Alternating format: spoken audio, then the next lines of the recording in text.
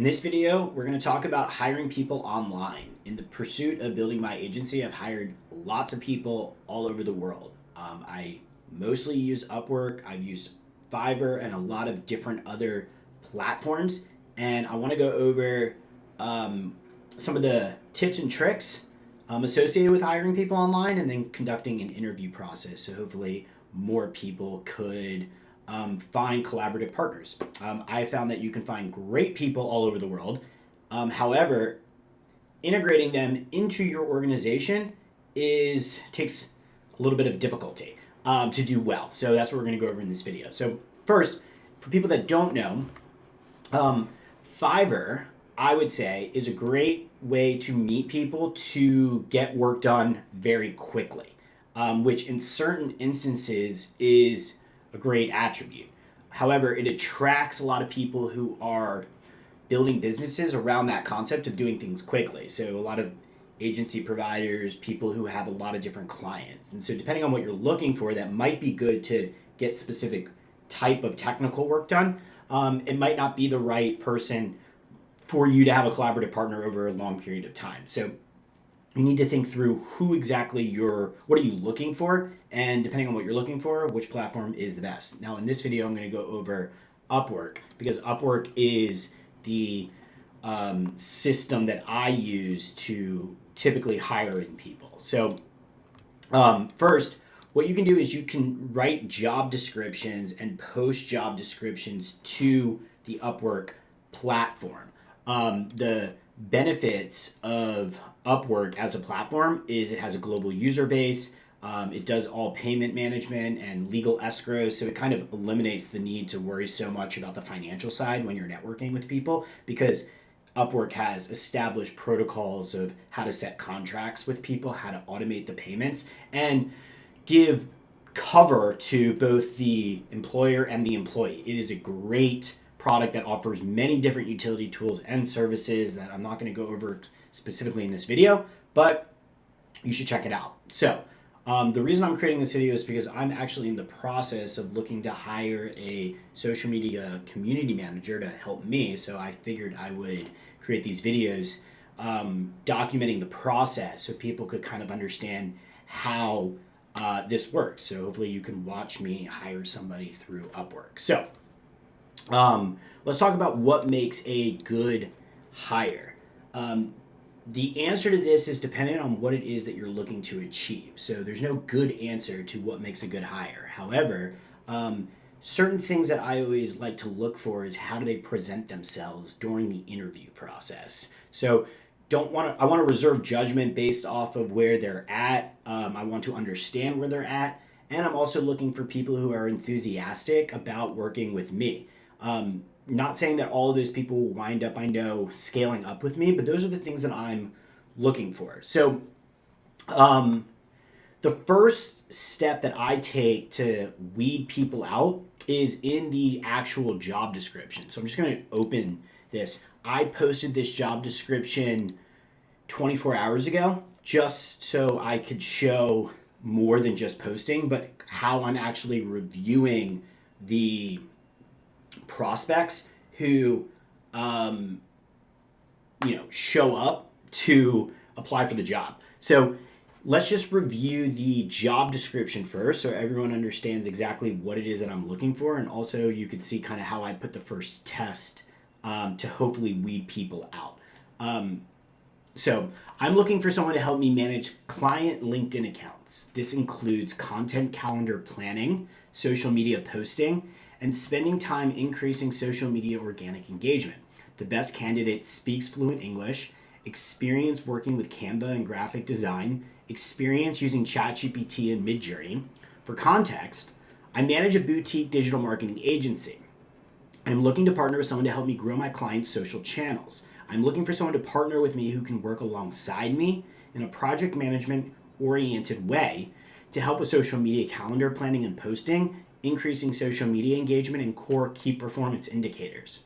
I'm looking for someone with experience who can bring fresh ideas and produce results. If you're interested, then here's what you need to do.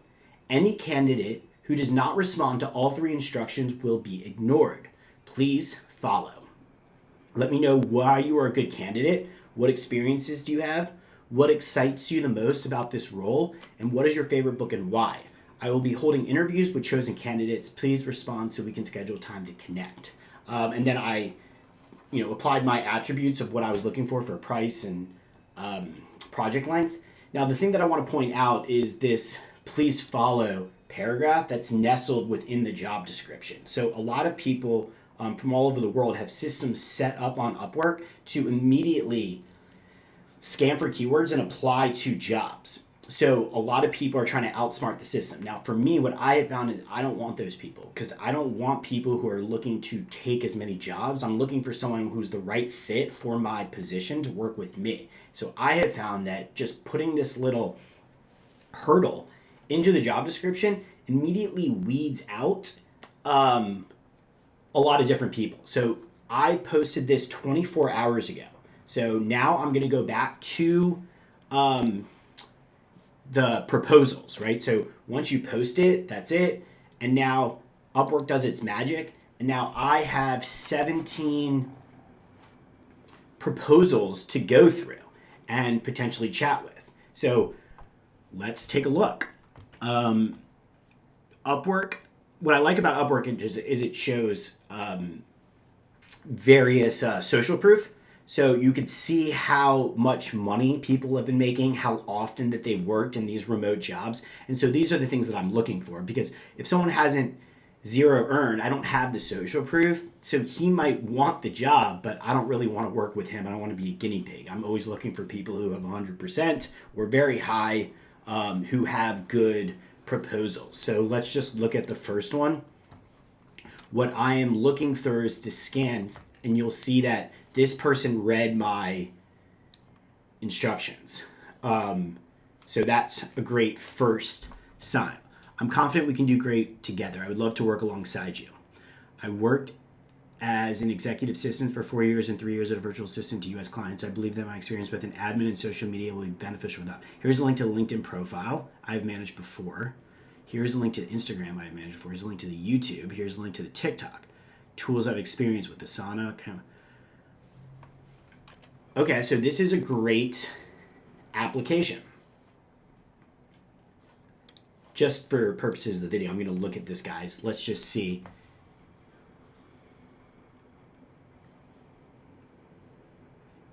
He doesn't answer my questions.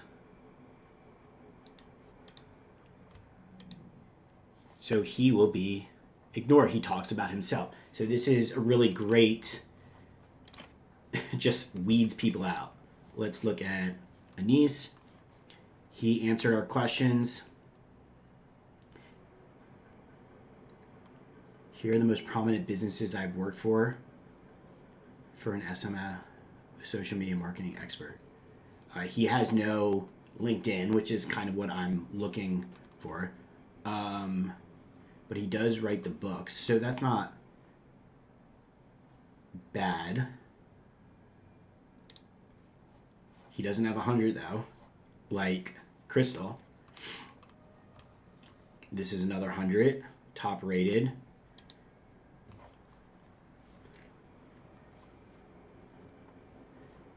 I can help you. So this is another example of somebody who did answer the questions, but you can compare how she laid out the proposal versus Crystal, who gave me more targeted context about what she's managed before. And this did not provide a lot of context. So again, we're judging here. So I'm not saying I'm not thinking about interviewing her, but you could see how one person presents information a little bit more superior than somebody else. I feel like the way that you do one thing is oftentimes the way you do everything. So people who apply very well, who miss these hurdles, let's just say, don't present themselves as well, which is honestly what we're judging on as an employer, hiring people. So this person, okay, Colin, tired of going through multiple proposals seeking a multi-skilled professional. Answer 1, answer 2. Okay.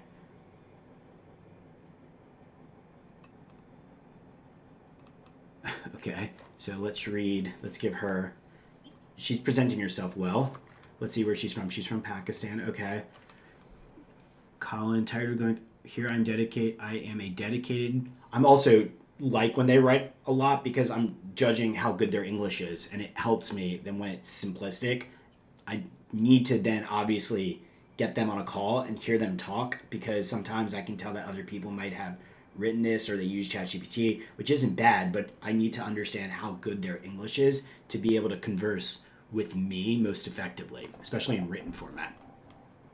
Here, I'm a dedicated all-rounder with content writing, designing, and marketing skills to help you manage your clients' LinkedIn in an extraordinary manner with proper insights, report, ensuring the increasing engagement. I am an active social person myself and being one among many, I'm well aware of content planning and scheduling. I know what to do before, after posting a content to make audience engage, increasing the brand visibility and overall insights. I apply to only those jobs that my experience and skills fit, and here I can see myself fitting in exceptionally. Fluent English speaker, Canva and designing sense, ChatGPT. Being a girl with amazing designing and fashion sense, I can surely help your client's boutique boost on social media with uniqueness, content ideas, trendy reels, shorts. Okay. I can guarantee increasing social media engagement genuinely and organically with consistent effort and time. Please have looked at my LinkedIn profile to have an idea on my skills that can benefit your clients. Okay, so she gives me her LinkedIn. You see this, she has a design portfolio. These are the things that as an employer you're really looking for, because you only have so much to judge based off of.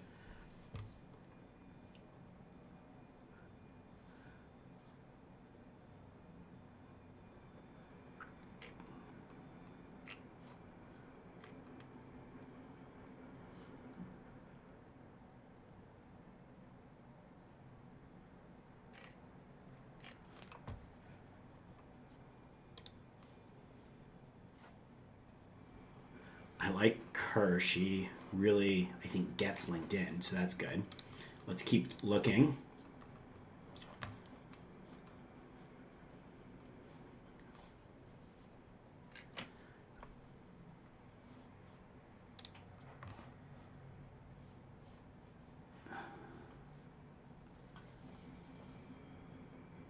She answered the questions.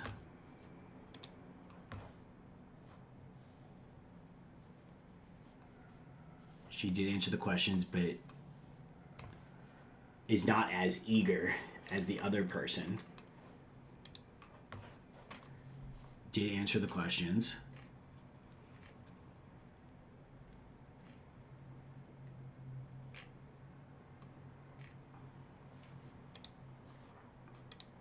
Hello, how are you doing today? This is Amin Sujan. You can see from my profile that I have done more than 54,000 hours at Upwork, and literally I have done all those hours only on social media marketing. I'm specialized in Facebook, Twitter, LinkedIn.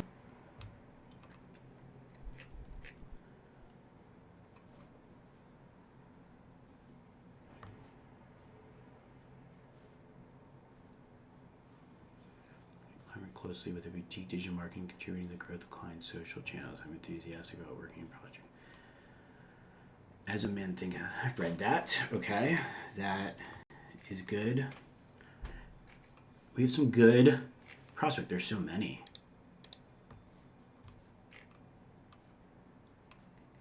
Okay, so this is why it's important to use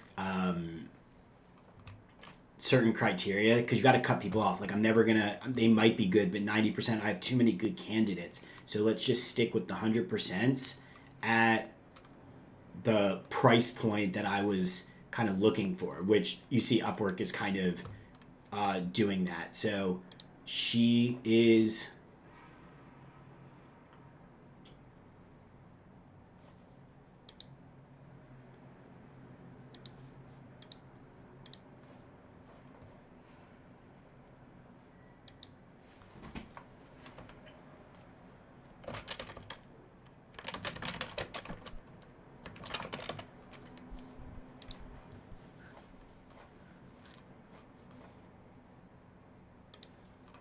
So I have Alyssa. I liked her.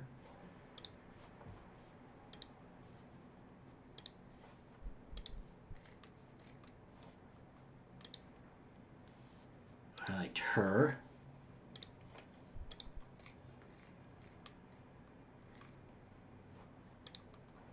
And I liked her.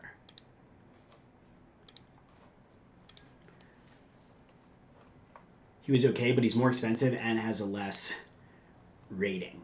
Let's just take a look at, and he doesn't have LinkedIn. So, you got to cut it off somehow.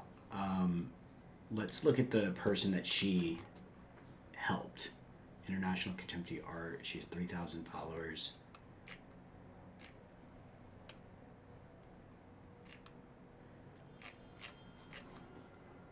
Okay, so now what I'm going to do is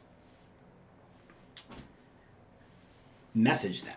So the next part of hiring people and kind of the mistakes to avoid section of this video. Number one, whenever you hire somebody, I think the most important attribute is to know what success looks like. I've hired a lot of people and it didn't work out, and looking back on it, I think a lot of the reasons it didn't work out was because I didn't really understand what success looks like. When you meet people, you got to meet them where they're at. You don't know anything about, what's going on in their life currently. So the idea that you're going to find your perfect match is so low that you shouldn't plan for that. Especially when you're going to go on an interview, because when you go on an interview, you want to make sure that you can speak to what success looks like in your mind, so you could verbalize that to understand, one, to kind of create a shared mentality of success, but also it allows you to understand, ask the right questions. What other projects are they working on? How long are they, how many hours are they available? You have to kind of know what you're looking for, or at least what you're trying to grow toward, to create that molding of a mind. If you don't, what typically happens is a couple months will go by, you've spent a lot of money, not saying that the person's not doing their job well, but they've kind of potentially moved on. And what they envisioned success looked like is not what you wished it was. So there's miscommunication, there's challenges getting in touch with one another, or the work maybe starts slipping. You got to really dive in at the beginning to build up something, rapport together, which brings me to the second thing, which is start slow. The most important thing is to kind of have some idea in mind of like what a 2-week sprint is. Most of the time when you hire people, they're looking for a job, so they're looking for you to say yes. Now you have to kind of have some sense of what it is, what does it look like to move forward. Now in my case, I'm looking for people to work with me, let's start with 10 hours a week to try to help me with content planning and making sure assets get out and making sure that calendars are planned so we're a little bit ahead. I want some extra pair of hands, and I'm also looking for somebody with creative energy that can help me make things better. So that is really going to be a lot dependent on the interview process, which is what we're about to go through next, or at least try to kick off. And then lastly, you want to trust slow. I found that the only way that you're going to be able to identify a really good collaborative partner through these systems is to know that it takes a while. You're never really going to know something about the other person's life for potentially 6 months to a year, because you just need the natural flows of a year, the cultural holidays, the times where people get sick, to understand more about the context of their life, to be able to know if they are ultimately a good fit. So when I go into these, I don't really have any judgmental thoughts, because I know that if this person's going to work with me for years, which I do have people that have worked with me for years, that takes at least a year to mold together to see how you could both benefit off of one another, based off of the work, right? So if that means that you have your own business, how do they become self-sufficient where you could give them a retainer or some type of employment agreement that allows them to kind of be independent so you could focus on your business. That's the whole point of hiring people. You need to find good people.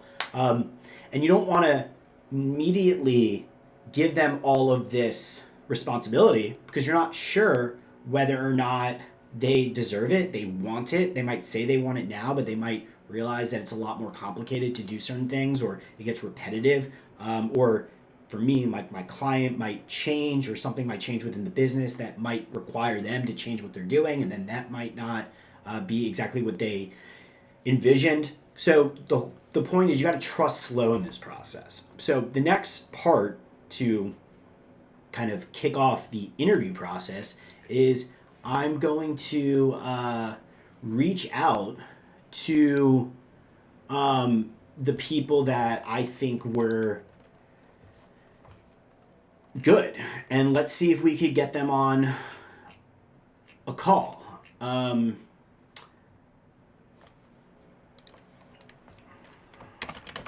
Hey, Crystal, thanks for your proposal. I would like to speak with you to conduct an interview. This way we can get to know one another and answer any questions and see if it's a good fit. Let me know what time works best for you. Looking forward to it. All right, now I'm just going to copy and paste this. Okay, so I sent Crystal a message. Now I'm going to send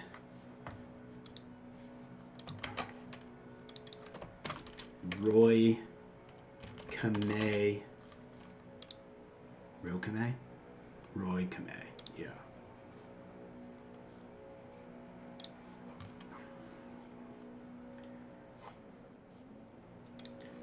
Okay, next I'm going to send Amber a message.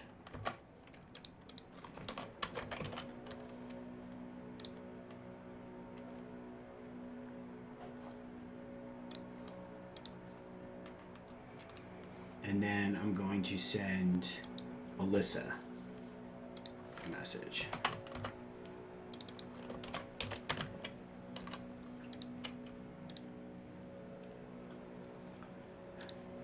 Okay, so next we're going to wait to see if these people respond, how long it takes them to respond. I typically expect that it's going to take another 24 hours to get through a interview process with each of them. Usually it's about 15 minutes,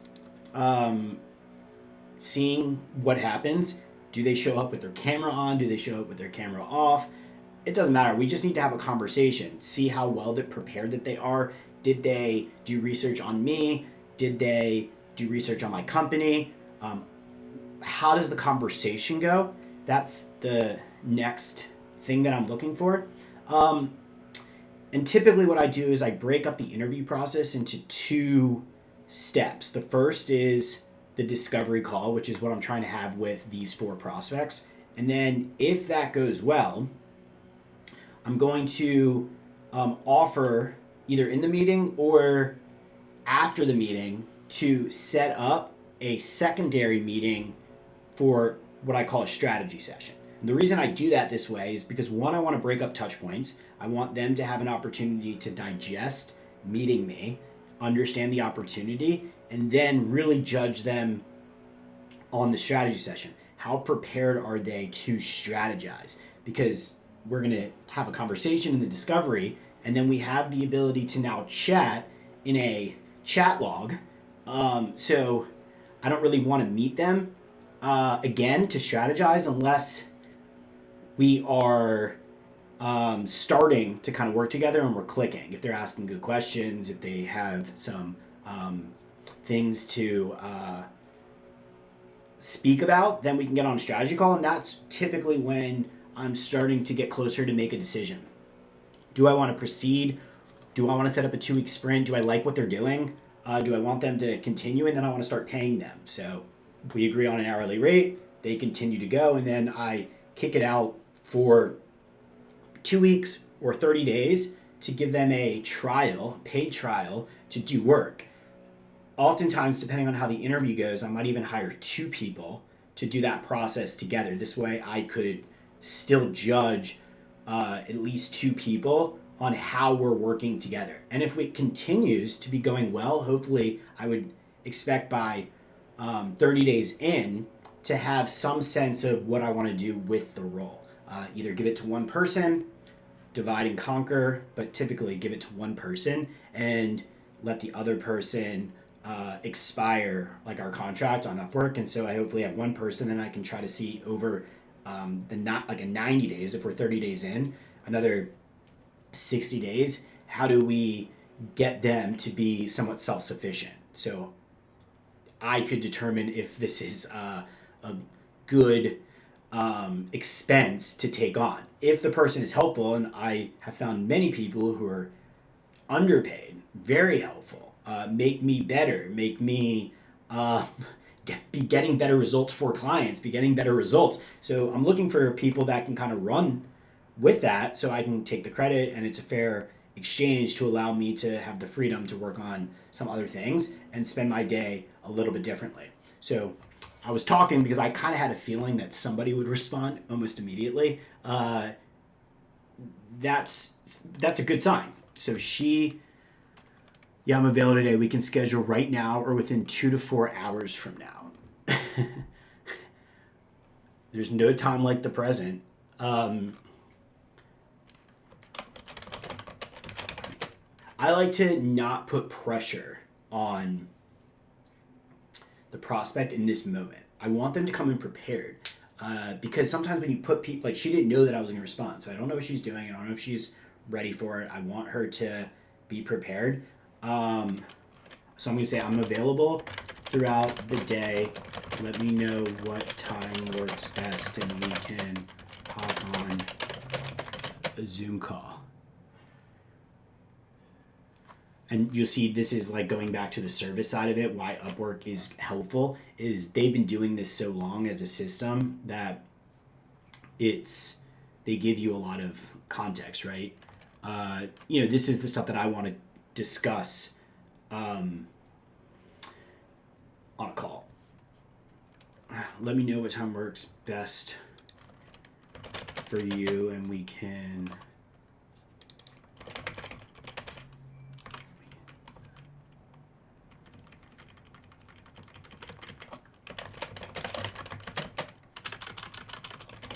So I'm willing to do this now if she wants. I will get on a call. Oftentimes the first encounter is audio. I don't judge if I like to put on my video all the time just because I have like a proper setup. But when you're networking with people, I don't judge them based off of their ability to turn on the camera right away. However, I am looking to see what the connectivity issue is. That's one extra kind of pro tip to keep in mind is not everybody has this great broadband internet. That doesn't mean that they can't. It's hard sometimes to turn on the camera based off of context. And so I'm looking to understand, what we're going to prejudge. Okay, she's ready to go. So let me pull up Zoom. Sometimes Upwork actually likes when you use Zoom meeting. Okay, I'm just going to use my Zoom room. Okay, interview 1.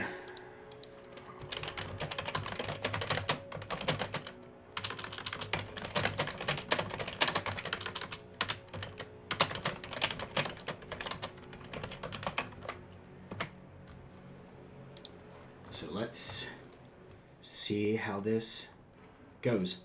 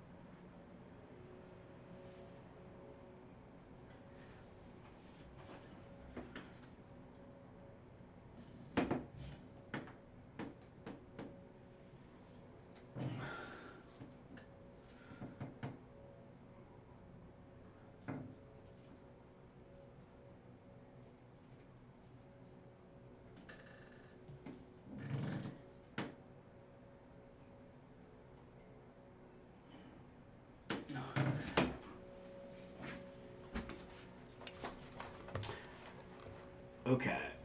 What's her name again?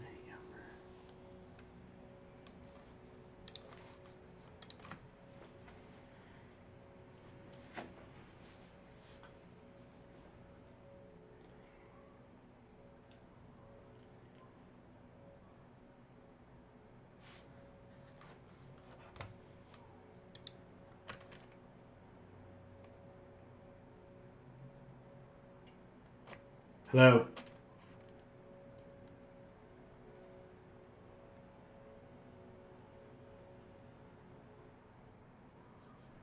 Can you hear me? Hi. Yeah, I can. Perfect. Zubir or Amber? What's your name? Yeah, it's Sorry, what did you say? you can call me like I said it's Amber, but you can pronounce it like Amber. Got it. Amber. All right, well, it's nice to meet you, Amber. Thanks for taking the time quickly to jump on a call with me.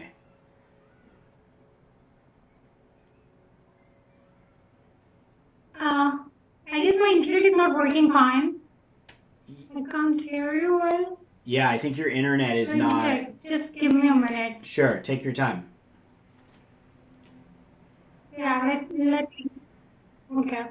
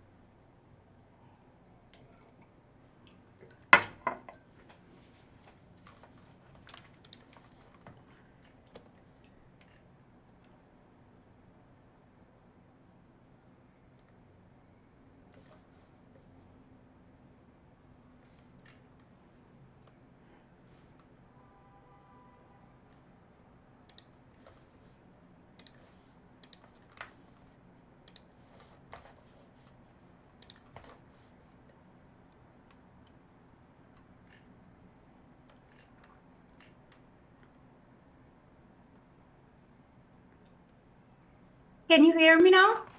Yes, I can hear you. I'm sorry, I had to like change the location for Wi-Fi. It's okay. I understand how that happens. No problem. I can hear you now. Okay, fine. We can proceed. Perfect. Well, thank you for taking the time to meet with me. You that was quick. So there's no time like the present, I like to say.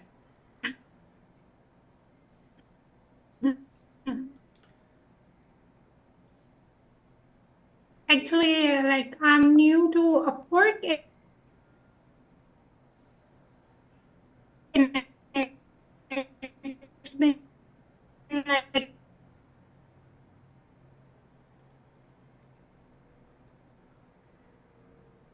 Your internet, I think, is still breaking up.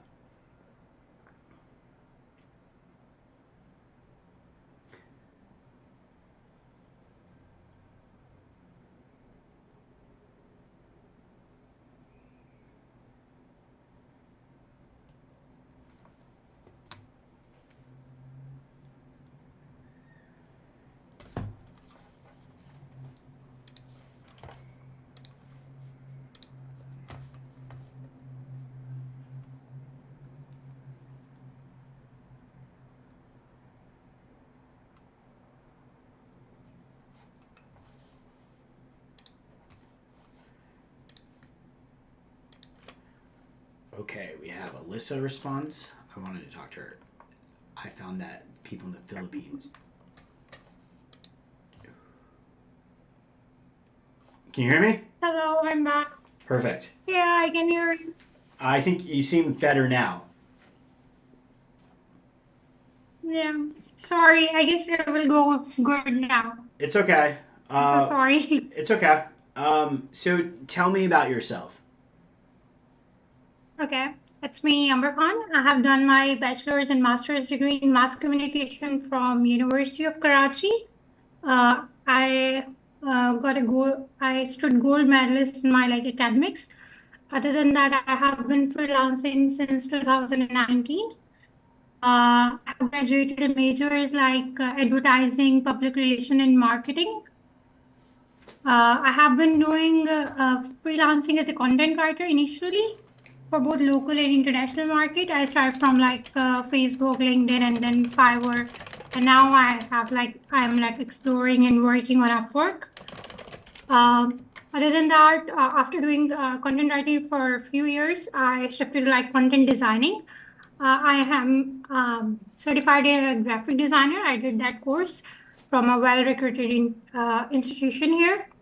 And then I shifted to like content designing, creating flyers, banners, business cards, and such type of all types of content. I have my expertise in like Adobe Photoshop, Canva, Illustrator, and all.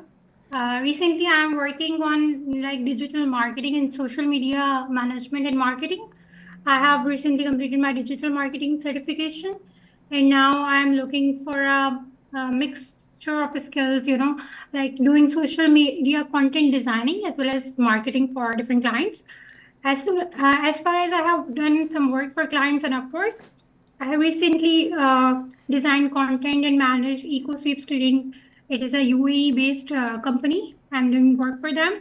Other than that, recently I worked with a client from USA. It's on my profile as well, German Thomas. She has that NGO running in USA, Champions Mentoring. I'm working for that, managing her like social media accounts and designing content. What do you do for them? Other than that, yeah, I said, what do you do? sorry. What do you do for them? She actually hired me as a marketing assistant initially.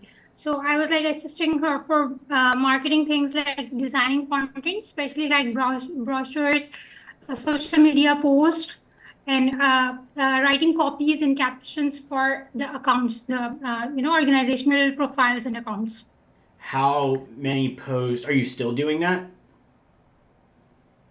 No, it's actually on hold right now. She got away for the holidays, the New Year holidays, and now she's in backyard. So it's on hold right now. Got it. And how long were you working on that project for? It's been like around 3 months, I guess. Yeah, I started like on 20th October. Got And it. it's been like 3 months, yeah. And then what type of results were you able to achieve in those 3 months? Okay, actually, if you are asking about like social media insights, I Yeah. was not responsible for that, like clearly for reporting that. Oh, She has hired another freelancer for that person. So I was just like uh, managing and reporting about the content. So yeah, I was quite good. We had an event in December and I did all the creative writing and creative designing stuff for that, and it went pretty well. it went pretty well. In what way? And what it means of like communicating our message to our potential clients and customers and our audience. So Got yeah, it. she was got very happy because if you see her profile or page and her earlier content she used to like post, it was very basic and very unprofessional. So yeah, she wanted that. Got it. Now, do you have any other experience working like practically on social media accounts besides design work? Um, share with you like my own Instagram page. Previously, I used to do the influencer thing. Then recently, since I have like started freelancing full time, I've managed to like create my own page, and I'm running that. If you can see that, you can see my skills of like writing and posting and scheduling and everything. Other than that, if you ask, yes, I have run few pages like a campaign on mental health. It was like a 2-3 months based campaign. I have insights for that. I have like created social media content as well as writing as well as I manage that. And I posted and scheduled those posts. And yeah, I can show you that. Other than that, I have eco sweeps still running. Yeah, you can see that if you want. You have what still running? Sorry. I didn't understand what you said. What do you still have running? I said I talked about the mental health campaign, but it was like a short term, so like minimum specific months content. So yeah, I can show you the report in that. Other than that, I have recently like working on a eco sweeps cleaning. I was like running the social media ads, creating design and managing that. So yeah, I can show you that it's still in like process. It's a new brand, newly launched. So we are working on that. Got it. Do you what are you what do you like doing about managing your own Instagram page? Actually, you're talking about my own, or you're talking about the others' brands or something? Well, either one. What do you enjoy doing about either of those? Do you enjoy doing Okay. it? Okay. Actually, I pretty much like using social media all the time. You know, we youngsters are doing this all the time. So I personally like doing this for clients as well as for myself because I love creating content, engaging with people. I even write that in my proposal that I love to engage with. Like I do commenting a lot with my personal LinkedIn. That's why I have a like quite a broad network because I like to like suggest people in comments and get make new friends and like build a relationship and communication engagement with them. So yeah, I like doing that, like knowing more people, knowing new people, and exploring about like new things, what they are doing and how they are like excelling in lives, learning new skills, or what's their goals. So I guess Yeah. now when it comes to like social media marketing and social media boosting, it is very important that if even if a client's brand page or your own profile, that you actually connect and engage with real people, like you connect with them on some common interest, some common goals or something like that, so that they have a connection with your brand or content, so that they keep coming back and liking you or and engaging with your content. So yeah, I guess it's important for that. Do you have you done any of that, like commenting and creating engagement? I have done this for myself, but not for a client. No. Got it. Um, Yeah. do you have any experience with LinkedIn? Yes. For my own personal self, I have. not for like a Yeah, but brand do or something you? like that. I looked at your LinkedIn. Do you? What do you do? I see you're active on LinkedIn. What's your experience like on LinkedIn? Like, what are you trying to achieve? Actually, I guess I'm not as much active as I have to be because I think I don't need right now. I'm Yeah, planning to like creating my own profile and building an influencer thing and creating videos once I get top rated on Upwork. So yeah, I'm not creating as much content for myself right now because obviously I'm busy working for others. But I know the LinkedIn hacks, and I have my own post when needed. They go around like 50,000 reach and 1 lakh reach, and they get viral. So I know how to do that. got it. So yeah, that's it. You can, if you, I can understand that you obviously want a professional to do, like to assist with your client.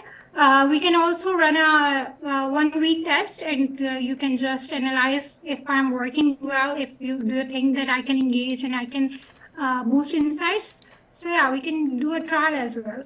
I do not have any problem with that. All right. Well, I appreciate that offer. I'll keep that in mind for sure. I'm still just kind of meeting people on the platform to try to see and get a sense of how I want to proceed, Okay. and what exactly I'm looking Yeah, to I would do. like to know what's in your mind. Like, what do you want from a freelancer or a person like me? Sure. Well, I manage my own agency. I do Okay. post. I used to hire a lot of people to work with me, but because of ChatGPT, I actually no longer really employ that many people, and I do a lot of it myself. Um, I started Okay, as that's a great. yeah, I started as my own copywriter, creating content and helping other people manage their accounts. I was able to partner with some developers who have helped me develop software around LinkedIn, but I'm still managing my clients' accounts. So what I'm looking for is somebody to partner with who could um, grow to help me get more engagement for my clients, because it's not just about content, but it's actually about um, spending the time to do a lot of stuff. So I don't know exactly what that entails. I'm just meeting people to see where I kind of have alignment and fit. So I could kind of go through a process with some people to see if, it does make sense to do some trial work and explore ways that we can work together. I will be Mm, transparent with you just because I want to be honest that I feel like you're a little too new for the role for me, okay. just because you haven't had a lot of practical experience yet on how to effectively manage other people's accounts. And there's like a service side of that um, I question whether or Yeah. not you're capable of fully grasping, because you haven't, like you said, didn't do the analytics side. You were really only creating, and creating is really only a small piece of the whole puzzle. Yeah. Okay, I understand that, but the point is when you hire an expert, a freelancer with already so much experience, then the point again is that they can't give you that much time the way I can like work with you and spend a lot of time. Other than that, yeah, you are saying that I don't have experience with that social media analytics part, but yeah, I told you that I recently done my digital marketing certification and I learned there obviously search engine optimization, social media management, and ads running, Google Meta ads and all. So yeah, I'm looking forward to like exploring and experiencing and practically doing that those things. Totally. So yeah, that's why I applied because I guess if I spend more time doing something, I can do it, and I will surely like you can give the proven results. So it's obviously up to you. But as far as I understand that you're running your own agency and you don't have time for like clients to engage for each one of them and grow naturally. So yeah, I can assist you in that only if you need. Great. Well, I appreciate you taking the time to meet with me. I'm going to be meeting with some different people, and I'll follow up with you Yeah, back on sure. Upwork to let you know kind of what I decide. But I appreciate you taking the time, and it's nice to just meet you. Oh, yeah, sure. You can go ahead with your meetings, but yeah, I would must say that you must consider my free trial because I'm all interested in doing this. Obviously, to make some practical experience and to learn and build on that. So yeah, I would again say that you can consider me even for a free trial. I'm looking forward to work with you because I know I'm gonna learn a lot. And Um, if I'm going to benefit you the other way around, I'm getting benefited too. So yeah, I want to do this. Wonderful. Well, I appreciate you expressing that. I'll be in touch. Sure. Thank you. It was good. It was glad meeting you. Thank you. Bye.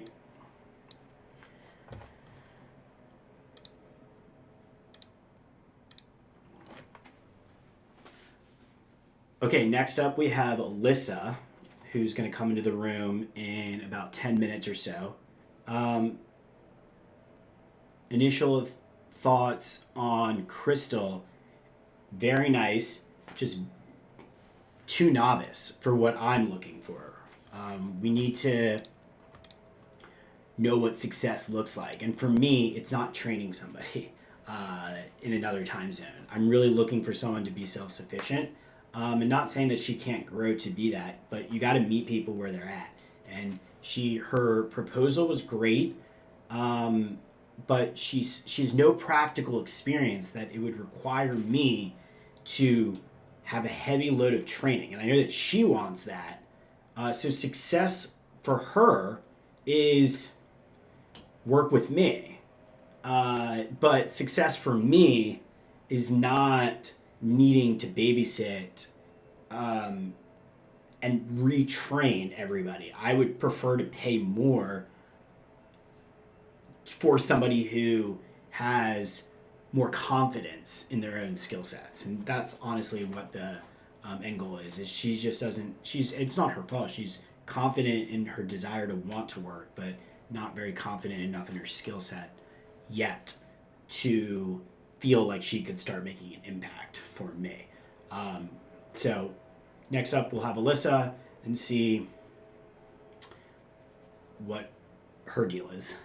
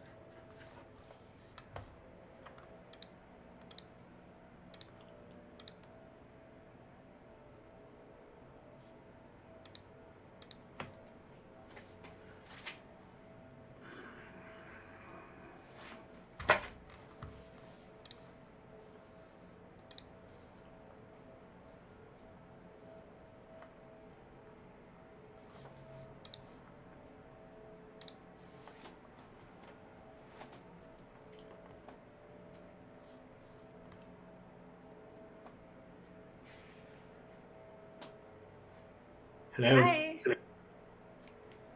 How are you? Hi. Good. Yeah, I'm doing great. How about you? I'm doing well. I appreciate taking the time quickly to meet with me. Yeah, me too. Thank you so much too for responding to my proposal. Yeah, I thought it was good. I always put the little hurdle to see who answers the three questions. I've been doing this long enough to know that a lot of proposals are just automated and people don't read what people actually write. So it's the first way to disqualify people. So you pass that test. Thank you. I'm glad I passed that test. So tell me about your story and kind of what you're currently doing and working on, and what you attracted you to the proposal. Okay. So I'm actually a graduate. So I think my story would start with how I my degree and what I finished. So I studied my degree was all about international development studies. So it talks more a little about more economy, business. And then when I graduated, I realized that the jobs available for me in this field are not really related to what I really want to do. So I kind of switched on not really switched because my course is general. So I kind of delved more into marketing. And then I tried to be a virtual assistant and with a real estate agent. So I handled all her social medias and talked about her marketing to craft content for her. And then afterward, I was presented with an opportunity to be a social media and marketing coordinator in a real estate company in New York. So I accepted that. But a little bit more on the side of that, I've worked with my personal project. Like, for example, right now, currently I'm working for my family business. So I'm establishing the brand. Like, it's like a private resort or event space. So I'm publishing the contents in social media. And also, I started the logo and the branding from scratch and a lot more on those side of trying to build my own brand marketing for other people. And I've worked with also a few people on Upwork, but most of these are like small jobs, so I haven't really had like a full-time job from Upwork. But yeah, so all of my other side jobs, most of my, I would say, professional experience are going into the path of marketing. And that's what I want to do. So I want to continue in that path, and want to learn more on different aspects of things because I've started with marketing. I mean, I started with real estate. So now I kind of want to see the other side of what could be marketing in the other world. Of course, it's still a general theory, Yeah. but What it differs on the context. what exactly were you doing for the real estate company? Okay. So I started first. So what we did was we tried to revamp all their templates, all their company templates. For example, just listed, and then we studied all their marketing strategy. Then I presented them what could probably work, and so we started with that, basically graphic designing. So I started to delve into like bigger projects, like being involved in click funnels, or now we're just starting with email marketing and most I've designed like two projects for them, like brochures, Mm-hmm. and I'm also working with them in terms of like publishing their like ad hoc contents or what would be needed, and just that like little projects along the way. And then on the other side, I'm establishing their social media presence, and yeah, it's like a general role Are on the marketing you side. are you still working on that? Yes. And so what on a like week basis, like what's your involvement, or speak to what exactly you're doing to grow their social channels? You mentioned fixing some templates, creating some content, general brand awareness, but can you speak a little bit to the key performance indicators? Sorry. It's okay. Sorry about that. It's okay. My question was, can you speak a little bit more to not just the tasks, but the key performance indicators that you're trying to achieve? Okay, so I have to be honest. I've been in a company for 7 months for now. So we're not talking about like really big numbers. What we're trying to establish now is building the presence and changing what's not working or what. And now we're trying to build more engagement with the agents. As what we've seen before is that the agents are doing most of their own branding. So I'm working for a brokerage and we have our individual agents. So what was happening before was the agent was building their own marketing also on their side, and then the presence of the main brokerage or the agency seems to be limited. So we want to, instead of like the agents building their own marketing, we want it to be like a web. Yeah. So that's what I thought of in the beginning. Because if the main branch is still not established, or because me personally, I go to a brand and I look at it, sometimes for credibility, right? So when you see a shop that has not received any reviews or photos or social media presence, sometimes you feel like it's not credible enough. So I wanted to build on that notion that we have to web out to the agents instead of like the agents coming from outside to inside for marketing. So kind of that thought. And now I'm really happy that we're getting more engagement with the agents. So we're sharing more content. All the contents are more coming from within.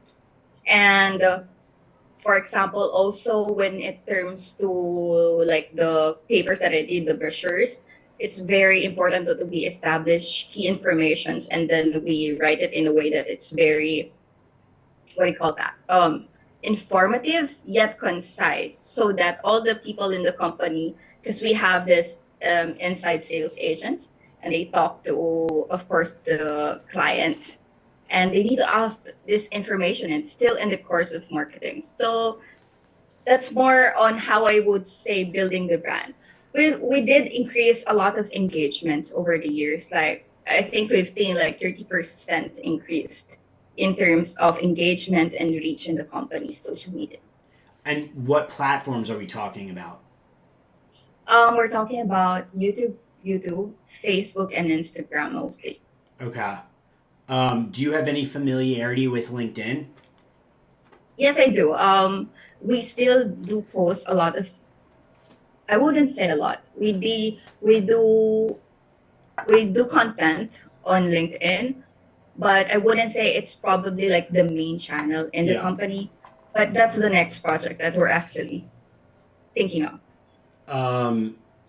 Cool. And what's your involvement in this team? Like currently, like what are your assignments, and what is the commitment that you're currently like working in? Okay. So now I'm dealing more with being a manager. So I am handling the video editors. We also have photo editors. But on the side, I do my own graphic content. I still design some content. But I guide the video editor and the team. Also, whenever they needed something, of course, I'm still coordinating with some projects. Like, for example, I'm working with the COO for the click funnels or the papers or the brochures that we have to publish. It's mostly more on the guiding side in this part. Got it. And you like that type of work? Yeah, yeah, I do. I actually felt a lot more liberating. I think what's really nice is the environment that there's mentorship and the onboarding process was really smooth. Whatever happens along like in the future with any work, I feel like it should start with the proper onboarding process, and that made me really confident with my experience and skills. So why are you looking for more employment? Why not? Are you trying to work more for them, or is that kind of capped? Well, 100% to be honest, it's like more on the monetary Yeah.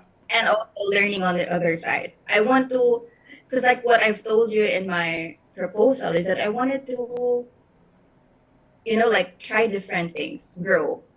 And it's not, I would say, because it's real estate. And I'm the type of person who's more on the general side. So I feel like I'm going to be limited on that. Yeah, So, I understand. Cool. Well, it's nice to meet you. What attracted you to my job proposal? one criteria I have when applying to a job proposal, if the job description was properly polished or it's very clear with its like what do they want, or if like it's basically say what it wants, and I love that you have, like what you said, you have this hurdle in the last part, and that's what I'm always looking for, because sometimes I hate like join, we need a VA rock star, or we need, I feel like as much as you don't want the AI generated content or like a pre-made content, I don't want like also job descriptions to be like that. Got it. Well, let me give you a little bit of context into kind of like my company and myself, and then obviously you can ask me any questions you want, and we can kind of see if it's something that you want to explore a little bit further, because I do want to kind of unpack it a little bit from just the job description. I do appreciate that you appreciate my structure, but let me kind of like talk a little bit more about like the mess behind the scenes. I started in like entrepreneurship like 7 years ago. I had a job for the first like few years, and I carved out a niche helping people with LinkedIn and Shopify, to be honest. Like those were kind of the two. I call it systems management, but like, I was a copywriter. I could sell copywriting services through LinkedIn. And then I had a couple businesses that through that I met who needed help with Shopify. So my company is like systems management. I have developed software, not me, I don't know how to code, but I'm very good at managing people and hiring people on Upwork. And that has always been my main skill set. I don't actually do the work. I'm good at spotting talent who live up to the expectation of what they say they can do, and then try to bring those people up. So I have a development team that has built software around LinkedIn and my agency, and that is kind of my core business. The LinkedIn side, how I kind of started with that was I started with copywriting, and then that grew to me managing LinkedIn accounts. You could say I'm a ghostwriter, but I am networking as other people, like my clients. And so I've had these clients for like 4 years, and through that process, because they like what I do, because I'm building them up on LinkedIn, getting them on podcasts, getting them, I understand their business. And so like, therefore I could just do, like the thing about LinkedIn is it's kind of like in its own way programming, because inputs create outputs where you can create engagement. And if I have access to the account using Sales Navigator, content, I could do things that they don't want to do, but they look good by me doing it. And so it's been a good business where I understand why they like doing this, but I don't want to do it. So I would hire people to help me do it. Now I've had like years of doing this process with other people. And I can share that over the last year, because I'm transitioning now to like more of software. I want to transition out of it, but like these clients still pay me. I want to help them. I've wound up basically getting rid of everybody over the last year that's been helping me, because I'm transitioning into more of a development, like I've been doing this for so long that like I just didn't really want to manage all those people that I used to. And there's a lot of stories there of kind of like managing different people and training them on LinkedIn that we would divide and conquer for these clients. But with ChatGPT, to be honest, I just didn't really need anybody as much. I was the best. I didn't realize that like I used to pay for like copywriters to help me, but now I can just do it myself. And so I have a better service that I can do without people, which was an interesting like thing that happened over the course of this last year. But where I'm at now is I'm starting to kind of think through a refresh of hiring somebody, not a team, but someone that can support me. Because again, you have to do the inputs. Like it's not glamour, but it's a job, and you have to do it to create engagement. And my aspiration is still to go hard through the finish line of actually making these people into influencers. And I'm using my software to do it. It's creative, but complex. Not really, to be honest. It's really not that complex. It's actually very repetitive, but it's a job. So like I am on the hook for the job, and I really want somebody to be my assistant in making sure that we're optimizing the post, because I've been doing this for years. It's like it's not just LinkedIn. We're creating content, but then the content needs to go out on LinkedIn, it needs to go out on Instagram, it needs to go out on Twitter. Like each one of those kind of need a different level of formatting. So I need someone who really understands English so they could kind of help me make sure that they're getting out the right way.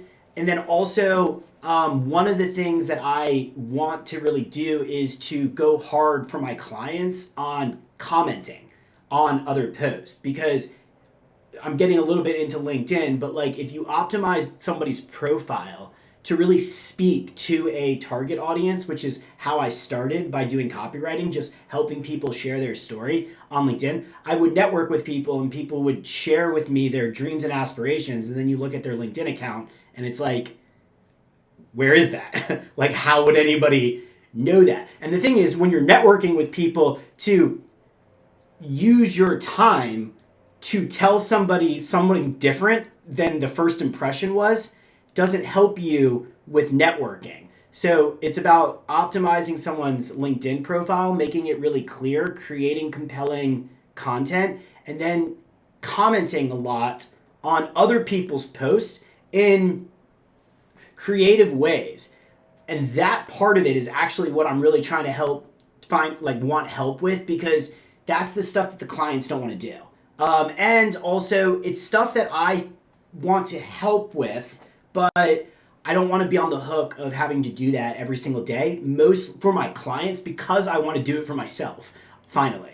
I'm looking to finally take the lessons learned that I've done for clients over years and really do it for myself. But I still have this responsibility to the clients that really what I'm looking for is some young, fresh blood that I've been working with people for so long that they don't even want to do it anymore. And I understand that. And some of them we've mutually parted ways, because I've worked with people for years and nobody wants to really network as other people anymore. And don't really have the which it's not their business. So like, I am on the hook for doing this and I meet with the clients. And so I feel like what I'm really looking to do is to find somebody who could devote weekly time to working with me. It's also sometimes I've noticed beneficial with different time zones, because it allows for like, especially like commenting and things like that. I've worked with people in the Philippines or in Pakistan. It just makes it so like you could do it in like the AM while it's kind of PM. And so you have more kind of creative energy. I've often find like by doing it in ways that like it's hard for me to do, because I don't want to wake up and immediately start talking as somebody else. And I'm just not, it's not like the right time of the day. And you can't really create the same level of engagement by not doing it in people's like daytime. Like while they're actually at work. And so anyways, I would love to train. I'm willing to train and kind of work with somebody, but I'm telling you, this really isn't rocket science. It's more of like a commitment to doing it for the sake of doing it. So that's kind of what I'm looking for. I know that was a lot of information, so I want to just pause and feel free to ask me any questions or go down any paths that you might find interesting. First of all, I love ChatGPT. Like, it's life changing, and I've started using ChatGPT for like with this current job that I have, and I've learned a lot. So in terms of what you've told me, so right now you're still working with the clients, and you still want to work with your own brand. Is that what I understood? Yeah. Understood. So I basically have 2 clients that I network for. Like I managed all their systems. So that's a combination of, it started with LinkedIn, but because I'm my big proponent on growing online. For biggest advice I could give anybody is, it's not intuitive for most people, but most people think in terms of like width. Like you said, I want to make more money. I get it. But I have found that the way you make more money is go deeper with certain businesses, so you can reveal more work, more opportunity, and like the more that you know about the business, it's harder to replace you because you're managing more and more. And I think that people don't like going slow is the problem, because it's technically easier to make more money this month if you go wide and like sell more stuff. But then in 3 months, certain contracts fizzle away. You spend a lot of time. They're not like, I like to call it, it's not like sticky, where you have like a sticky relationship. For these clients, not only is it sticky, I manage their website, I manage their Shopify site, I manage their Instagram, their Twitter. And to be honest, I'm not really creating engagement. I'm just doing it because they don't like, they pay me, and they, the way I work is I set up everything in a virtual machine. I don't know if you're familiar with what a virtual machine is. It's, an online computer basically. So I've set up virtual machines for my clients. I give people access to it, so we can easily share passwords and you have access to all the accounts. And then I work with people on Slack, so we all could have access to these accounts. And so it's more of like a management role of saying, okay, well, like, how do you best spend time based off of different platforms to create the most engagement? The reason I like LinkedIn specifically is because that's the one that are the most real people. So if we spend more time helping people create connections with real human beings that are like their target market, that's easy to do on LinkedIn, and like some possible on Instagram or Twitter, but like you don't really know. Like if you get an engagement, the clients, one, for my clients, because they're older, they don't even have that stuff on their phone, and they're not like excited about it. Not saying that we can't do it. I want to create content and still post it, but it's really about like, how do we make these clients influencers in their own space on LinkedIn? And it is programmatic of sorts. Like you just have to reply a lot, post every day, reply a lot, think through the social calendar, think about how to make things better. That's really what I'm looking for, because right now it's like I'm doing everything, and I do have some support, but I feel like we need fresh energy, and also somebody who can share the responsibilities by working with me, but like kind of doing this every day. So hopefully we could hone in on specific KPIs, key performance indicators, to make the clients happy. And the problem is I can't do both of those accounts and then think that I'm going to be able to do it for my own brand. Yeah. And I don't want to do that anymore, but it's my responsibility. Just a question. Because you were telling that you are managing for other clients. In that way, my question would be, how would you make sure that you're speaking in their tone, you're speaking on their context, on their feet? Yeah. Like, how do you make sure that? Because I want to know, how do you onboard or gather this information with this client to make sure that you're saying what they would probably Yeah. want to say? That's a great question. The simple answer is because I've known them for so long that I'm their brand voice. If I think it's good, it's good because I know them, right? So that's going back to the initial thing where it's like it's easier to go deep, is because the idea of them finding another Colin to create their brand voice is like impossible because I'm doing it without them. That's kind of the main answer. But mechanically, I have different approaches to it. And to be honest, the part of the role that I'm looking for is not to create that brand voice. It's to kind of partner with me to kind of think about how to say certain things. I use ChatGPT, but the way that I use ChatGPT is I get them on, they've done like podcasts before, so I can train the ChatGPT models with their own voice. But what I found from a branding standpoint is, depending on the client, you have like 2 or 3 main topics that you're talking about, right? You want to drive that message home, at most 4 or 5, because that kind of creates the brand. So then it's less about, this is like a copywriting thing. It's a little less about what you're saying and more about how you're saying it. Structure, right? Do you have hooks? Do you, how long is it? How clean is it? Like, are you ending with like a call to action, right? It's a very structural copywriting exercise once you have the message.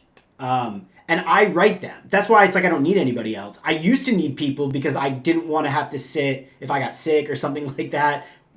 But now, to be honest, with ChatGPT and editing, it's actually quite easy, to be totally honest.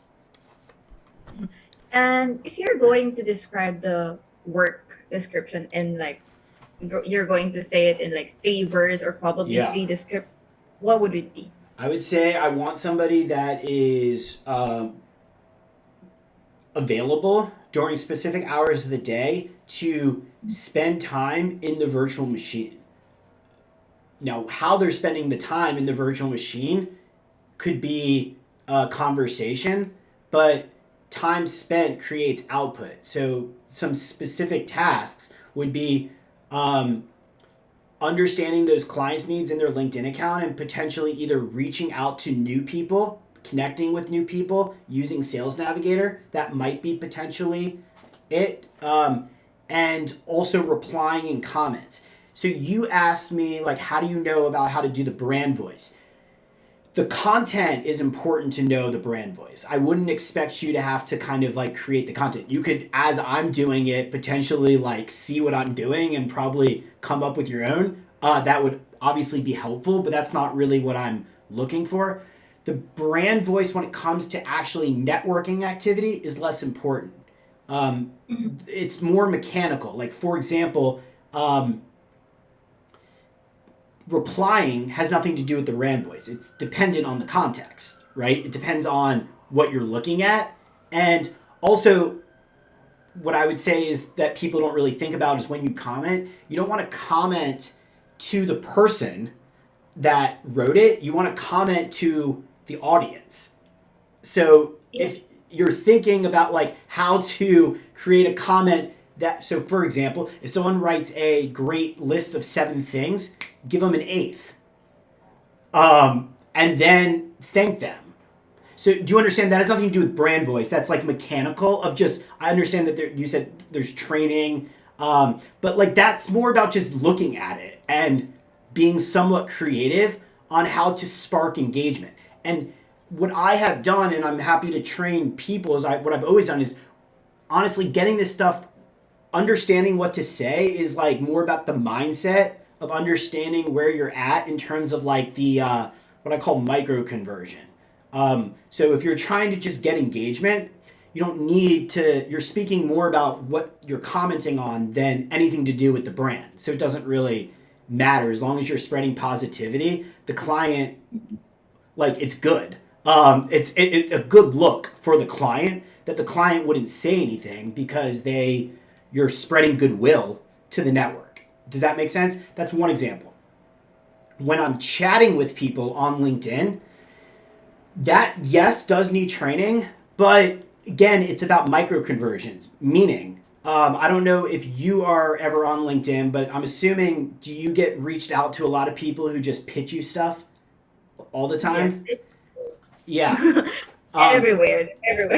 I don't do that. Well, one, I'm trying to create inbound, so through good content, hopefully people want to reach out, like by commenting a lot, people like good profiles, people will want to reach out. That's one. But two, if you're reaching out to a new person, what you say in the connection request is not pitching. It's actually pretty simple. You just look at their profile and comment something that's more personalized. So you have to personalize the message. But if you can personalize the message and ask a good question based off of what they're doing, what they're working, you could usually get an opening of a conversation, right? That's mechanical. You could open up a conversation. And I have found if you can open up conversations, then that's good enough because the client sees it. They could take, the goal isn't to like close the deal. It's to find the opportunities and try to find opportunities to open conversations. And if you could do that in replies and you could do that in some outreach of using Sales Navigator and you're consistent at doing that, then the client loves it. and you're going to get results, because then if you open more conversations, you could ask them to follow your company page. You can make calls to action, right? Check out the website, depending on what the client's wants are. Like one of my clients sells a consumer product, so it's like go to Shopify, or here's a discount, or all these stuff is contextual, but all of them are approved. They're not brand voice specific. It's context specific to just not be a weirdo, and also speaking somewhat colloquially, like not with sometimes obviously like people in third world, like in other parts of the world, whether it's in South America or in like Pakistan, have a different written communication that I actually find the Philippines don't have at all, because of just the history of the country. Like they write like Americans, which is helpful. But that's what I mean. As long as like the client sees it's in English and it's positive, it's not, it works. Just want to clear this up. So mostly would you say I would be working like how many percentage on this brand's clients? What percentage on the brand clients? Is that what you're saying? Oh, on your client, yeah. Versus would you, like Versus with me? Well, no, you wouldn't probably talk to the client. okay. I don't even talk to the client, to be honest, because, I sometimes do talk to I meet another interesting thing that I found about networking with people, just generally speaking, is sometimes you find people who want exactly what you have. And that's what happened with one of my clients. One of them that we're talking about is a dentist in Michigan. I've never met him. We've been working together for 4 years. He's a dentist in Michigan who wants to sell he invented like a mouth guard. So he's incentivized to get his product out and get people understanding what makes his mouth guard important. So he's looking for someone like me that he can trust to do that and amplify him without needing to kind of spend a lot of time on it, because he's older and he doesn't really care that much about doing it. I don't even meet with him.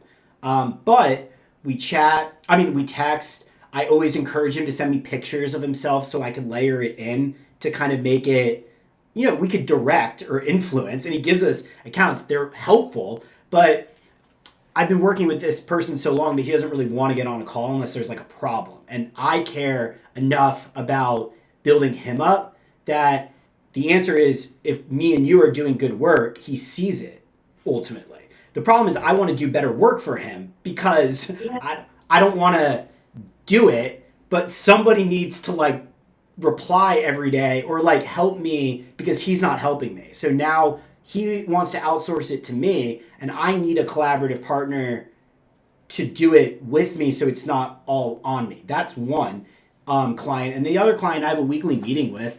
But again, like I've been working with them so long that I'm the brand voice for them, that they're not really, it's not like they don't really care. I wouldn't even, probably, to be totally honest and upfront, I probably wouldn't even tell them about you, because it wouldn't matter. You're working with me, and what I'm hoping comes out of this is, to be honest, your role, or whoever's role it is making me look good. So they don't know how I'm doing it. That's how it's always been. But they trust me, and they see that work is being done, and they're super thrilled about it. So these two clients, are they like talking in a brand of like a company, or they're talking as a brand of a person? That's a good question. I try to have look, this is kind of where we would kind of work towards on a social calendar of how to find the balance between the two. Yeah.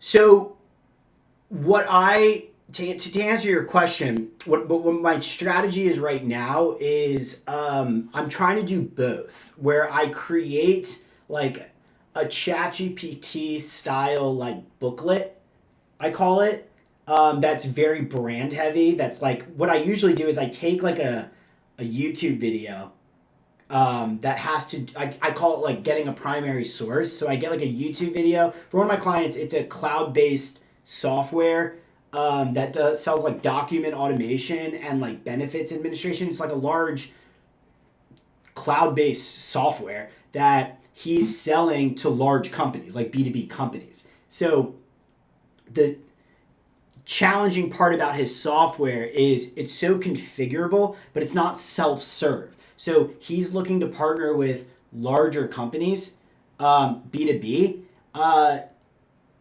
and try to sell them on the idea of using his software to make the process of modernizing old systems into cloud systems a little bit easier. So I'm creating booklets about document automation, benefits administration, onboarding that are very brand heavy, but I'm starting to realize that posting all of that brand stuff to their network, I don't think is going to get the results that I want for them. So I'm doing that, posting it on the company page, and then choosing maybe one or two a week to then potentially share with their network. But what I'm really doubling down on is trying to create a better brand voice as them that I know that they will like. And ultimately, I'm a copywriter. So like here, I'm just going to show you an example of one that's going to go out on Monday that I wrote. So this guy's, what I just explained is instinctive. So I've quietly developed a unique facet in my entrepreneurial career. Well, it's not as secretive as it sounds. Let me explain. My company isn't just about managing HR and data processes. I also specialize in developing innovative HR solutions, from employee engagement strategies to efficient onboarding systems. It's still an evolving journey with impactful contributions to hundreds of projects. This is a testament to the power of transferable skills. 7 years ago, I delved into learning new HR tech and strategies. This pivot led to the creation of building systems focused on making it easier for companies to modernize. Our systems gained substantial traction, reflecting the demand for innovative HR solutions with white glove data service. My project management skills didn't just help grow the business, they were a financial lifesaver during tougher economic times, all because I always embraced acquiring new skills. Now, when I work on HR strategies for companies, I naturally integrate these innovative approaches acquired through a career. Whether it's redesigning an onboarding process or refining talent management systems, myself and my team are able to add significant value. Just recently, I revamped an onboarding process for a client and optimized the benefit administration portal system for another. More often than not, I've learned that clients stick around because we offer additional insights. It's the added value that makes us different. If you're in HR, think beyond your primary role. If you focus on recruitment, consider learning about employee wellness too. If your strength is in compliance, explore talent development strategies. Don't just offer a role, become the organization that tracks the best. So here's the not so secret advice. Keep learning, keep expanding your skill set. P.S. What's a hidden talent or skill you developed in your HR career? Share your stories. So this is an example of what I want to post on his account as him, but the company gets a combination of like a booklet. So I'm using his face and creating like a booklet with ChatGPT that is a little bit more traditional carousel. So I got to find the balance between doing two. And I hope the reason I'm showing this, and I know that obviously this is a lot for the kickoff conversation, but I wanted to show you that I'm a person of one. I have no affiliation with this business. I don't really know anything, but I know that he likes this because I'm basically building him. I'm his brand voice, and I'm figuring out how to use LinkedIn and social media to get both instinctive, the brand out, and I want to create content that hopefully by posting every day can create a lot of comments. And that's what I'm after. So if I'm blowing up his phone by posting every day and people commenting and people liking, then I look good. And that's the essence here. So your role would be working specifically with me to put all this stuff out and plan every week because I need some administrative support. And also I need someone with good English skills who can take some of this copy and Canva and work to get it out. Meaning like figure out not just like, I don't know if you know this, but like on LinkedIn to put a carousel, you have to upload a PDF. On Instagram, you have to upload PNGs. On Twitter, a lot of it is copy. You could put images with it, you could not. We got to test to see which one matters. Like which one should we do? This is the type of stuff that I want to get better at and because I want to do it for myself too. So like I want to do data analysis and kind of project planning. I would love to do it in Asana. I'm sure you're familiar with Asana, right? I do manage a project or use project management software that the clients are on, but they don't care because hope that you can see is like as long as I do the work, they don't really have much feedback on any of this, to be totally honest. They're just paying for me to do it for them. Let me just ask more questions, if you don't mind. Yeah, go ahead. So you talk about like software as a service, and so are you talking about like the client, or are you really building the virtual machine that you're talking about? This is the software as a service that you're selling. No, let me show you that. I know that this is probably gonna be overwhelming. I'm happy to have the questions. I hope that you can understand. I've been doing this a really long time. Because I've managed so many LinkedIn accounts over the years and trained so many people on LinkedIn, I recognize that there were some user challenges or user interface challenges between working with LinkedIn, Sales Navigator, specifically because I'm managing other people's accounts. It was very hard to be honest, to keep track of all the different people. You have different people that are like need to be like a status of like where they're at in the pipeline, and then also like who to follow up with, because I'm a big proponent of I call it like networking over sales. We're not looking to specifically for my service. They're not judging me based off of how much money I'm bringing in for them. They're judging me based off of like how good we're doing on building up engagement. And so it's more about networking with good people, understanding who they're trying to attract, and then trying to find good people to spark conversations with.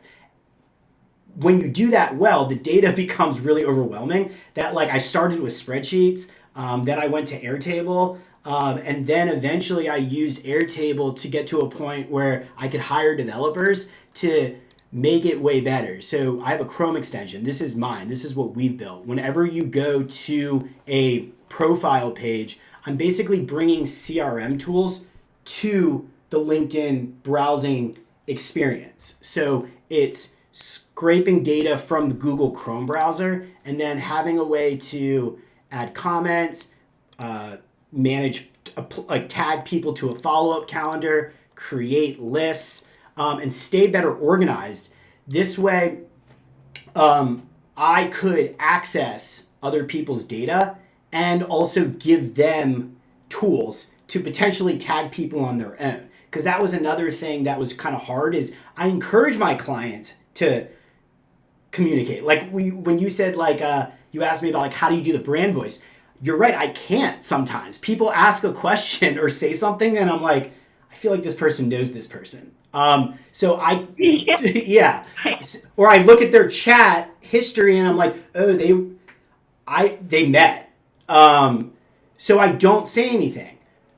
But then I had to organize conversations for my meetings. So the point of the software is to kind of give the client tools, me tools, you tools, like whoever using it, who's helping, to think about how to create lists off of LinkedIn. On regular LinkedIn, Sales Navigator does allow you to do lists, but the problem is that my clients pay me to use Sales Navigator, so they go on LinkedIn, but they don't go in Sales Navigator. So it became too hard. And also, I don't know if you've ever used Sales Navigator. It's like kind of different user interfaces. So it's a little bit different. So anyways, I've been building this software platform. And it's kind of like a mini Slack of like the collaboration module where you could chat with people who are on the platform. And then I built a way where you could have, I say me, but the developers built a way to create a Slack type environment on the Media or in the software. So the whole idea is to bring these tools to LinkedIn. So when you ask me about the software, the reason I need help is because what we went over, I'm doing. But the whole reason I am doing what I'm doing is to get to a place where I could distribute out software links as the client. So I want to create inbound and then give this out to like HR professionals or athletic directors who might like the mouth guard. It's going to be a weird dynamic of why a dentist is telling an athletic director to use LinkedIn software. Probably won't make a lot of sense, but my clients know that I'm doing this. It's all in an aspiration to build up a group of their target prospects and lead with value. So we'll want to distribute out software licenses to the Chrome extension, hopefully get people into the platform that then my clients could follow up with and nurture relationships. What I'm looking for is to kind of be more involved in the distribution of the software and less involved in making sure everything gets out every day at specific times, making sure that that we're commenting, because like I said, I really value that time being spent. The machine doesn't work without the human input of the ingenuity of like finding people and creating positive engagements. And so like, spending that time every week to understand who we're trying to go after, what the whole business goal is, and like, helping me create better content to get better results will allow me, to be honest, do this for myself, because my aspiration is to start creating content for me to post not as my clients by getting them into software, but like networking is me saying that I am the CEO of a software company. But my business still, I want to run hard through the finish line, meaning my clients have funded this whole thing over the years. And so the design goal that I always had in mind was, how do I give software to my client and then use LinkedIn to get, let's say, 50 people or 100 people of their target customers, ideal target customers, also in a private platform with them that I could market to. Does that make sense? yes, it does. And when I say virtual machine, just so you understand, this is what a virtual machine is. So one, I can pop in to the LinkedIn accounts without triggering any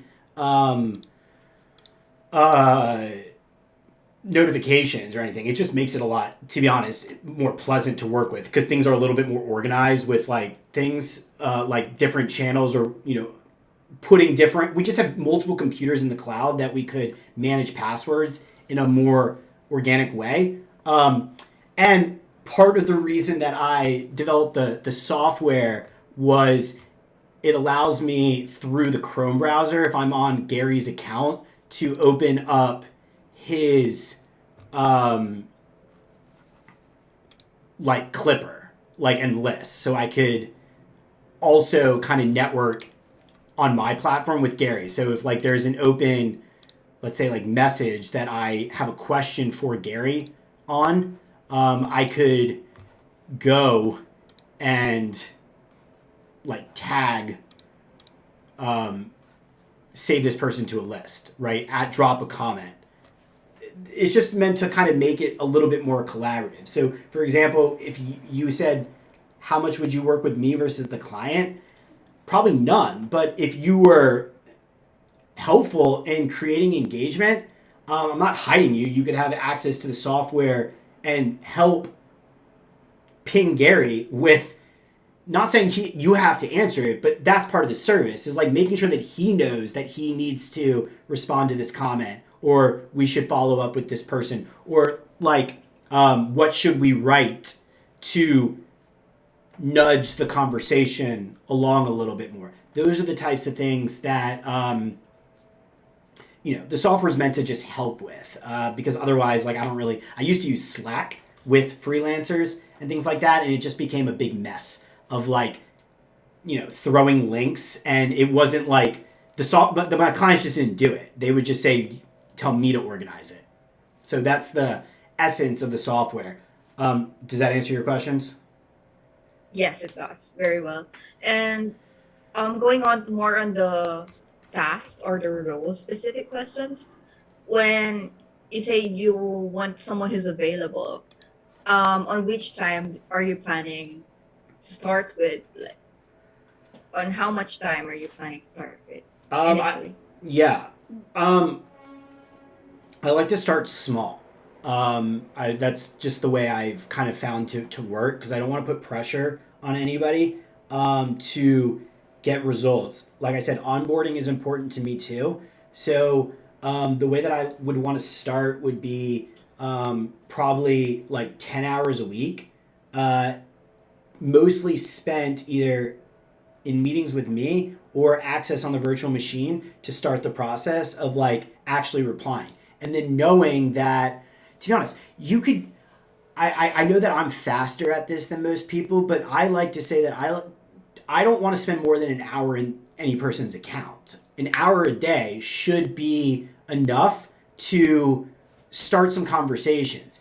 Now, to get better results, if you want to spend 2 hours a day, 3 hours, like at a certain point, it doesn't really become necessary. I like to think in terms of the week, because every day there's like a refresh supply of people posting and conversations happening. So, like, honestly, an hour a day is kind of where I would start, understanding that then there's probably like 5 hours left in that 10 that I would be judging based off of like meeting with me or making progress on some at least project planning. So hopefully we know what we need to do next week. That's what I really want to get to. I don't like, I like everything planned. So every week, Monday through Friday, we know what is going out. We could use software to kind of automate even the posting, or just like oversee on, do some of it manually on certain accounts. And then, figure out how to best spend that time, that extra time. Maybe it's doing organic engagement on Instagram or Twitter. Not something that I really do, to be honest, but if it yields results, then, that's a good thing. And all of that is, I know the clients are judging me based off LinkedIn, so I really want to start with just getting good results on LinkedIn. But when we're creating content and thinking through what's performing, I want to also at least post on the other channels, just so we have that data. Because like I said, I'm trying to build towards myself. So I want to post for myself everywhere, and spend more time doing that on Pursue Networking, my account. So the way I view this is, if I can get somebody to kind of gain confidence in working with me by doing Michael and Gary and helping me, then I could hopefully scale up so that person's helping me a little bit more with my company, like company accounts, creating, like doing more for building my own revenue stream for the software. Does that make sense? Yes. And how do you think this hours would progress in the future? I don't know. At that point, it kind of depends on the person. I like to meet people where they're at. So I've learned that I don't know enough about you or your life to dictate to you how many hours a week you want to work. Here, I'll give you some highlights in my experience of working with different people. So I don't know what your situation is. Some people have relationship problems or kids. So therefore, the balance of when they're available and how often they want to be available doesn't always fit with my aspirations, which is fine. So we got to find the right balance between what you can consistently do, and what the path is for what you want to be able to accomplish. it just kind of depends on that. I've had certain people who are in school. I don't know I know you're younger, so certain people have a lot of other commitments, either other part-time jobs or work. So again, I don't, at a certain point, if I'm committing to you doing specific work and I'm training you, then it's harder to scale up hours unless I know that there's kind of like a long-term commitment in how you're kind of going about doing it, because I become more reliant on you to get the results for the client. So, and then also, to be honest, what always happens is I have people who start this, they're really good at it, and then they don't want to do it anymore after a while, which I'm respectful of. So it's a matter of trying to figure out the balance between getting client work done and building good relationships with people, so we have open dialogue and communication on like what they want to achieve and how to potentially make the work more sustainable. Okay.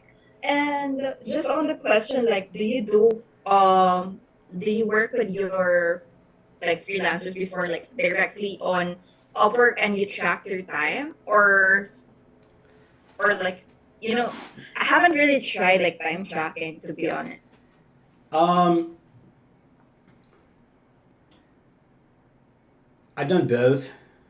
I'm less I feel like different people need different levels of support. Some Yes. people need to know how to spend each hour. I did 2 hours of commenting. I did 1 hour of posting. I did an hour of prospecting, things like that. I'm fine helping people break that down, but the way that I like to work is I like to have like a weekly meeting, and I'm kind of judging the freelancer on how they're showing up to that meeting, how prepared they are, because I'm always available on Slack or for a call, but I would prefer if there's purpose associated with the call. So we're working through challenges together, and I encourage people to meet with me at the beginning a lot, and then hopefully this is very repetitive every week. There are elements of wanting to kind of like review numbers and plan for the next week every week. So that's kind of what I like to get into routine of. So we have like a set agenda for our meeting where it's like, okay, like this is what I'm seeing. Here are some situations that I felt like I didn't know how to respond to, or what do you think of this? And this is what I'm planning for next week.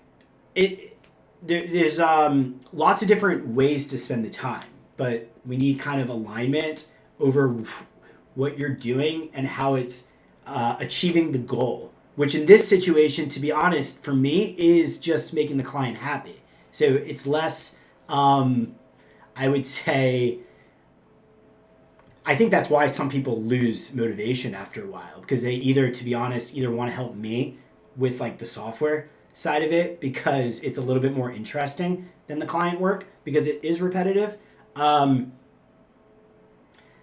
But I also have been in situations where we're able to do divide and conquering. So it's not all one person. And then that has kind of helped with some people maybe just do prospecting, or we find software that reduces the need for people to do specific things. I don't know. I'm a very transparent person, and I think a lot of it can be solved with communication. But it starts with consistency of a meeting cadence to make sure that we are making progress and not just wasting hours. Yeah, I completely understand that. And wait, I have like an important question that I have to ask. Okay, so I've told you earlier that I currently have an engagement as a marketing director, and the way I do this job is not really on time based. Sometimes I go outside of my time since marketing is still on the creative side, so you cannot just sit there and squeeze your mind to build some creative juice and Yeah. something like that. So I can be available in many parts of the day, and sometimes I work in the morning. So that's how it works. So are you okay with that type of setup? Since it's a 10-hour, as you've mentioned, like 10-hour per week to start. I am okay with that setup, but some of this stuff has to be done around a specific time frame. Meaning, like, mostly one of my clients is in EST and the other client is in PST. And I've just found that doing a lot of the organic engagement stuff gets better results if it's done while people are at their job, meaning like AM-esque of EST, PST. That like 8 a.m. in those time frames to like 1 p.m. And then if you start doing it in the afternoon, not saying that it doesn't get the same engagement, but like people aren't as active. And so I don't personally care that much about the time frame. I just feel like at a certain point you'll kind of recognize that you'll be able to get better results and more engagement if you're somewhat consistent around the time that you're doing it. That doesn't mean that all 10 hours have to be at that time, right? Because you might be able to kind of realize that you might be able to use like a few hours per week for each client and get pretty good results. And then you could figure out how to spend other time maybe doing project planning, meeting with me at your convenience. I'm flexible. I don't really care. But the essence of this role is to really focus on getting results for clients and engagement. And, you know, you're not going to get a lot of engagement on stuff if you're doing it at like 8 a.m. your time and it's like 8 p.m. Here. Yeah. Not saying that you can't look at it though and like do some work, but like you're not going to get the same response rates. Yeah, I really get that. I think that's still in the same case with some of my experiences in the past. And I really recognize that you have to be consistent at some times. And I think that works well for me, since if this job is not flexible, my other job is flexible. Yeah. You know, in that sense. Yeah, I'm flexible. Yeah, okay. Okay. What other questions do you have? Well, I always ask this is, no, if that's the case, like if you don't have anything else to say as well too. Yeah, sure. It's fine. No, I always ask at the end of like most of my interviews before is on the duration of this interviews, what would be the standpoint of, in the sense of what you see would be my weakness and my strength in this role? I'll start with your strength. I would say that your strength is in your communication skills, because I feel like I can make this so easy for somebody, but they have to extract it out of me. So that requires a level of communication and willingness to chat with me. And I find that oftentimes culturally people think they're bothering me, and they're not. It is my responsibility. I'm appreciative, and I feel like I understand that what I showed you is people don't think about LinkedIn the way I do. I get it. So I don't anticipate anybody that I'm hiring to all of a sudden be able to know what to do. But I don't want to have to babysit people every day on looking at whether or not they do it. I want people who can communicate to me what they're doing, be willing to jump on a call, synthesize their own thoughts, ask good questions, and then proceed, and then really take ownership over getting better. You seem to have good communication skills, so that is a plus. Weakness, it's hard to tell right now, but I can see how I don't want to prejudge you, but I'm giving you a lot of information right now, and I don't know how much of it is fully processing versus and retaining.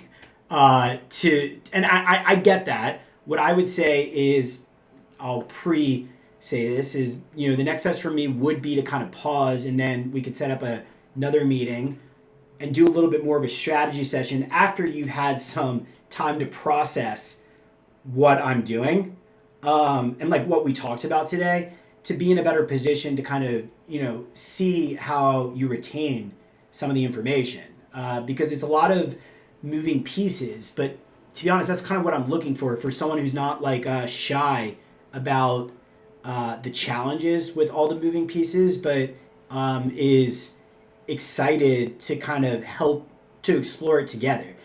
I'm going to be hand-holding you. I'm doing it anyway. I have all the software and like virtual machines and instructions on how to do this very easily, but it does require a commitment. It's not, you have to want to do it. And certain people don't want to do this, which is fine. They want to do like design work on Canva.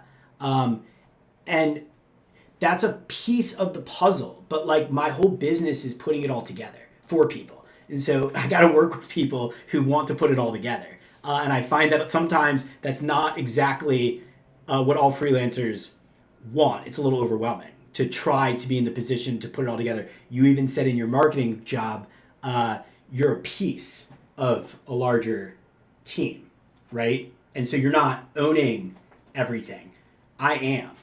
So, that's easier. Mine's harder. I find that more fulfilling, and I like owning the entirety of it. But there's a lot of moving pieces, and because of that, you have to be pretty good at learning about how to, I call it like signal versus noise. You got to find the signal of like what's working and do that, and avoid the noise.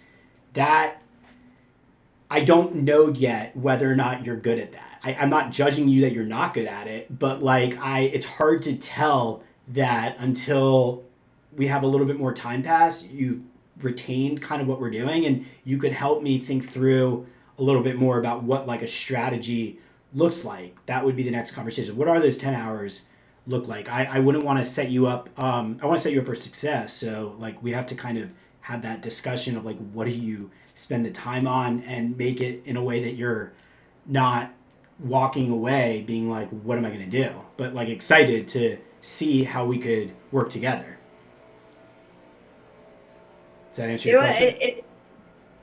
Sorry. On this past time that I have really like, of course, I don't know me well, and I really understand that. Of course, I would be doubting, or like if you say that, oh, you think that I'm good at this or that immediately, but I really appreciate that you really pinpoint what I really heard that one of my skills would be the communication skills. And it's not just like me saying what I want to say, but also me absorbing what I need to get. Yeah. And it's just not me absorbing what I want to get. It's also what I need to do. And of course, it's just on the point of like me proving myself, not really like me, like really striving. I need to like, prove myself in a way that, oh, I can do this. And I'm a type of person who's, as you mentioned, like the Canva, I love doing that. But then I'm at the point that I need to learn more. I'm on a crucial age. Like it's not that, of course, Canva is very good. You get a lot of like insights on designing strategies on how you present informations. But I want to do one more side of things. And one thing that I've seen on this job is writing. And writing is a great skill to network with people, to market. And it's a large piece that I really need to work on, that I feel like is really important in this role, if I understood it correctly. Yeah, I mean, I'm a writer, so working with me means that you'll become a good writer. Absolutely. Whether or not you want to be a good writer, sometimes I find that people don't want to be a good writer, and then I critique them, and then it's like not really positive. The thing that writing is the core skill set. It's the thing that will allow you to make the most money, because like I showed you, the reason I showed you that post was like I've learned from my clients is when I post stuff like that, they're proud to be associated with it. That in and of itself is hard to come by, because people are, especially with ChatGPT, just posting for the sake of posting. I don't do that. again, going back to the depth versus width, all the good stuff for me came out of going deeper, like telling my clients that I'm not satisfied with how we're performing, trying to get better at ChatGPT, trying to find the right collaborative partners behind the scenes that are pushing me, understanding the end goal of Michael and Gary, and holding us up as like servicing them. Again, most people I have found don't really align always with that. They are more about getting in and out. And this, Yeah. in a done for you style job, you can't like have that mindset. When you have that mindset, to be honest, for me, it's not fun at that point because you're just it becomes too much like a job versus thinking about how to get better at skill sets. That's the way I think. I always wanted to get better. I don't. As time progresses, I realize that like I have a lot more experience than most people, so I guess technically that makes me better. But I don't even think of it that way. I actually think that I can prove a lot, and the results kind of demonstrate that too. I don't get like such good results, but that's the reason I took it back over, because I used to work with so many people that we did it together, and so many people, the client was fine with it, but like it wasn't getting the results. And with ChatGPT, I'm really saying, okay, well, I want to get the results, and I understand why nobody else cares about the results. So, we just all parted ways. After years of working with one another, I'm using ChatGPT, and I'm just looking to kind of have like a fresh start at managing this again with somebody else. Okay. That is completely understandable. I promise you I absorbed the information that all you've mentioned. Well, we'll see. We'll see, right? Time tells all. So, okay. Well, it was great to meet you. I enjoyed our conversation. I thought that you came across very smart, intelligent, asked good questions. I would like to separate this out, available maybe tomorrow or Monday, something like that, to strategize a little bit more. I think that this is more of like a discovery call, just kind of providing context into this. And yeah, I would love for you to think about it, and then we can talk. I'm sure you'll probably have more questions, a little bit more maybe tactically on what to do, and Yeah. we could use it a little bit more like a working session. I can share my screen, show you stuff, whatever you have on your mind, so we could kind of demonstrate what it would be like to work with one another. That's what I'm kind of looking for, and yeah, we'll see how that goes. Well, let me just ask you one question. I really did your job, but are you in the United States right now? Yeah. I'm in Atlanta. Oh, okay. I used to live in New York for 10 years. I was managing LinkedIn accounts. Have you ever heard of Macy's or Bloomingdale's? I managed the program management for their e-commerce in New York. And then I was doing that through the pandemic. And my job was managing a lot of people who are working on all the different projects. So they funded a lot of different initiatives to build their website. And my job was to kind of catch the pieces and put it together. Then when the pandemic hit, my job transitioned to managing people from a spreadsheet remotely. And then that's when I was already managing LinkedIn accounts. And I kind of was like, well, I should just manage people for myself to make what I'm doing on LinkedIn easier and learn more. And that was when I started the pursuit of hiring people on Upwork, working with people, building relationships with people, see how we can mutually support one another. I left New York and I traveled. I went to Thailand for a couple months. I went to Costa Rica for a couple months, and I was it was a lot of fun. I was nomadic for close to 2 years while I built that software, because I would manage people online. I had my clients, and I put all of my rent money into software. I recently moved back to Atlanta about 6 months ago. I grew up here, but I'm specifically trying to find people that are way smarter than me, locally, developers who could take over what I showed you and make it way better. Because I'm not it's good and it's interesting from a UX standpoint, but I really want to find really smart people that could integrate ChatGPT into it, integrate, make it a little bit more work like a Slack. Like I need more sophisticated people than like offshore developers that have a little bit more ownership in what I'm doing. So the reason I moved back to Atlanta was to find those people, scale up the company, and because I now have an apartment, I'm taking back over the original LinkedIn accounts and kind of starting fresh now to focus on results and not just a matter of like exploring what kind of works, which is what was doing on like my last team.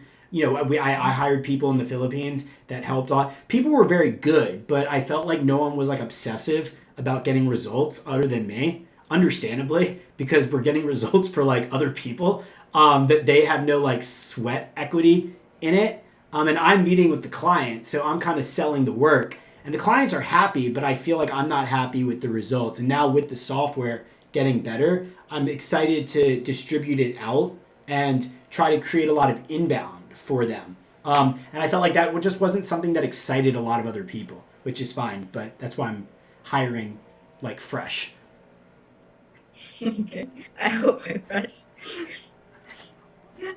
Well, I'm young, but yeah, I'm really looking forward to sharing like fresh ideas and what your goal is. Young is good. To be honest, the hardest, the most challenging from a copywriting standpoint is how do you figure out what to say in the comments. I found that that's been hard to teach people, but I do believe that based off of your communication skills, you're capable, and your age, capable of kind of getting the point of it, because a lot of it's just not overthinking. Yeah. And that is the service, because I know that the client, that's how it started. I would network as well. I used to set up systems to automate like outreach messages for the clients. I don't do that anymore because after the pandemic, that you see it on LinkedIn, everyone reaches out to people, which is why I'm so bullish on creating content and trying to do commenting really well, because that's what works now. It's not like reaching out to people as much anymore and thinking that that person's like, great, thank you for reaching out to me. No one else is reaching out to me. At a time that used to work really well. That's not the strategy now. So transitioning out of doing that with my old team, and the clients like it, but my clients have my trust that like I'm telling them we got to focus on brand. Doing outreach, we could do it, but if it doesn't come from people who have already engaged with us, the conversion rate with those people is not high. They're not like high quality people. So if we focus on brand, focus on content, focus on engagement, out of doing that creatively, we will be able to identify people on LinkedIn that are also active, engaged. We can distribute software to them. We have so much more at our disposal to do that. And I know the clients are going to be happy with that. But changing the strategy from old, like again, from what everybody was doing, that's where I felt like everyone was like over networking as these two old white men, which I totally get. I'm over it too, which is why I'm trying to find some people who are willing to kind of like get their hands dirty a little bit, because it does work. It is a really good skill set. And it's a good business. My aspiration with the software and what I want to do, especially if I can get out of this, is to try to train more people about how to offer LinkedIn as a service, because I believe that that's the best way to make money online that people don't understand. Because young people who are willing to do what I'm talking about, like old people will clearly pay for them if you get results. Like it's so, I've gotten to the point where people pay me and I don't want to do it anymore. That's the problem, because it's like so repetitive. But, you know, if you can build up 10,000 good prospects in a network and then market to that network and help people think through like micro conversions and like copy, how to write for them, not like spam them, how to use other systems like a website to maybe distribute or sell things. Like LinkedIn is such an opportunity for businesses to build up audiences. And then the systems I'm building is to try to make it easier for people to offer that service that aren't as technical. So like, working together with the Chrome extension, the virtual machine, like your communication skills are what I'm after, and your willingness to do it, and not so worried so much about like if you know technically how to set all this stuff up to make it accessible. That's kind of what I'm trying to bridge the gap for. But LinkedIn as a service is a fantastic business concept if you get good at it. Like people will pay you to do it for them, and the fact that they get it on their phone every day is what makes it. I see them, they light up, which is why like getting good at commenting and then seeing other people comment back amplifies their profile. And then hopefully the goal is I just want their phone to be going off because we're creating so much engagement as them. I actually learned a lot today. Like now my brain is like, oh, how it's not like I didn't process it, but that's what you've told. You need more time to like breathe, and sometimes in the day, and you will be like, oh, Yes. There's something moving in my brain. That's good to hear. I like that. That's why I need you to process this. I know that I've thrown a lot at you today. It's by intention. And so I don't meet many people who use LinkedIn like I do at all, which is fine. But that's why I understand that like I don't expect you to grasp it. I hope to excite you a little bit about and open up about other opportunities that are available, and maybe desiring to want to learn the skill set, because that's what it is. It's a skill set. It's a combination of sales, content marketing, LinkedIn specifically, like how to navigate the platform, like what you're looking at, like how do you analyze a profile quickly. Those are the types of things that are going to take a little bit of time to understand to be able to get quick at it. Because what I do it is like it's all repetitive. Like you go look at how they're presenting themselves at, and then it makes it really easy depending. What you're trying to do is pass the sniff test that you're not a bot. Because everybody's reaching out as a bot, and they say things like, oh, I see that you're in the Philippines and this age, right? So it's like clearly automated. And so you want to be able to point out something that demonstrates that you're not a bot. And when you do that, you cut through the noise. It's signal versus noise. When you ask somebody about the name of their company and like what their role is or what they're working on, or you go to their website and you see, I saw that you're involved in this, like tell me more. People respond to that because you're getting them to talk about themselves, which is what everybody likes to talk about. And then if you could just open up conversations, then using the software, we could like tag it, the client could see it, and then, I could help figure out like what to say as like a message 2 or 3. The thing about sales is you have to create like 8 touch points usually before anybody's really willing to like stop what they're doing. And so that's something that people don't really understand, because you see that when we talked about it, people reach out to you immediately in the inbox and present their whole pitch, but it doesn't work that way. It's never worked that way. It still won't work that way. It's a matter of trying to figure out how do you build some funnels, so to speak, right? You comment on people's posts a couple times, then you connect with them with a nice open message. If they connect fast, we can introduce ourselves as like a message 2. You're not pitching. You're kind of like creating this engagement. So by the time you have a conversation, the client is in control of whether or not they want to engage further. Mm-hmm. Well, I spoke a lot, so I don't want to overwhelm you anymore. But let's stay in touch, and then let's process this and reach back out to me, and we can hop on another call to kind of do this again. For sure. I love to process it more. Like I need lots of time to process it and really, like combine all the information in my head. Perfect. All right. Well, it was a pleasure meeting you, and we'll talk soon. Thank you so much. It was great to meeting you too. Bye. Bye.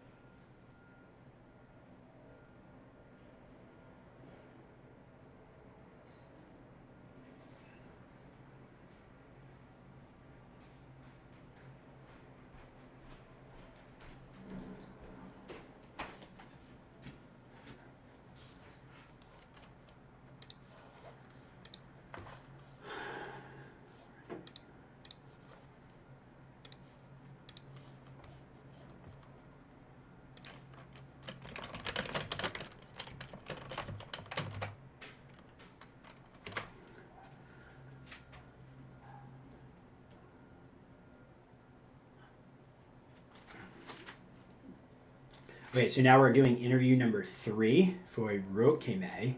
I felt really good about Alyssa. I think she might be the one. But we're still going to do the strategy session and see how she kind of comes back prepared for that and what that conversation looks like a little bit.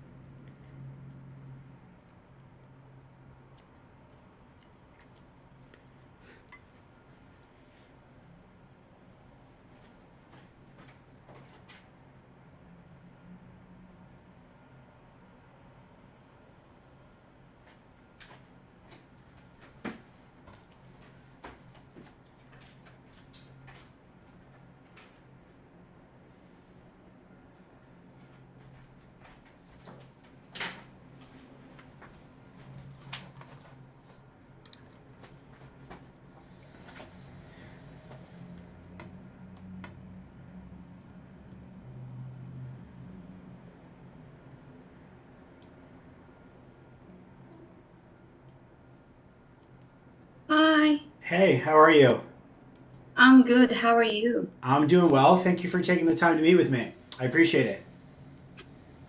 Thank you. Thank you for replying to my proposal too. I really appreciate that. I'm glad that you replied. Thanks. Well, you passed the test. The first test was to see if you followed the instructions um, in the post, and you did. So I'm happy to speak with you. Oftentimes, there's bots that just reply all the time, so I like to put that little test in. Yeah, I got that. Well, great. Let's. I just want to start this by just having a conversation and being able to kind of have you introduce yourself. And I'm looking to kind of understand a little bit more about your background, what attracted you to the job proposal, and then also kind of what you're currently working on today. Okay. All right. So yeah, I'm basically my name is Royki May, but in terms of work, I like to be called Royki. That's the nickname. And I am a VA now for almost 3 years. And I started like with the base. I actually started my virtual assistant work in LinkedIn actually. So this LinkedIn job, it was my client was in UK and his business was customizing what do you call it? Like, suits. So his profile, it's well known. So the thing there, I don't need to create engagement there. So what my job is just to keep going to make it hot. So there are many comments already. So all I need is to reply, make questions to keep going, the engagements to make hot more posts. And I'm also doing the posting for him. I'm not creating for him, but I'm posting scheduling for him. So that's one of my virtual assistant, and that's the time that I've been exposed in the social media management. And now I'm currently working as a project assistant, or let's say project coordinator. And my job there is all about assisting projects, managing the creating tasks, who this task for, keeping an eye that we're not missing the deadlines, and monitoring and creating the weekly meeting and something like that. So, and I'm also working in EST time, so that's I'd like to discuss with you. So I'm currently working in EST time, but I'm only after part time, so that's why I'm also after another part time because I can't really commit full time at the moment. So yeah.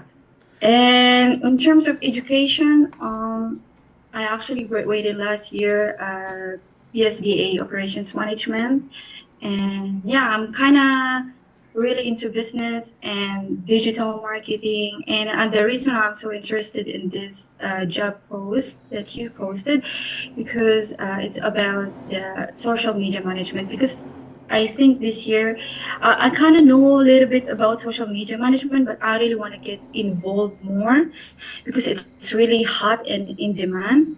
And I think I need to enhance and get more knowledge and experience, something like that. That's what I want to achieve, and I think I'm gonna learn a lot from you.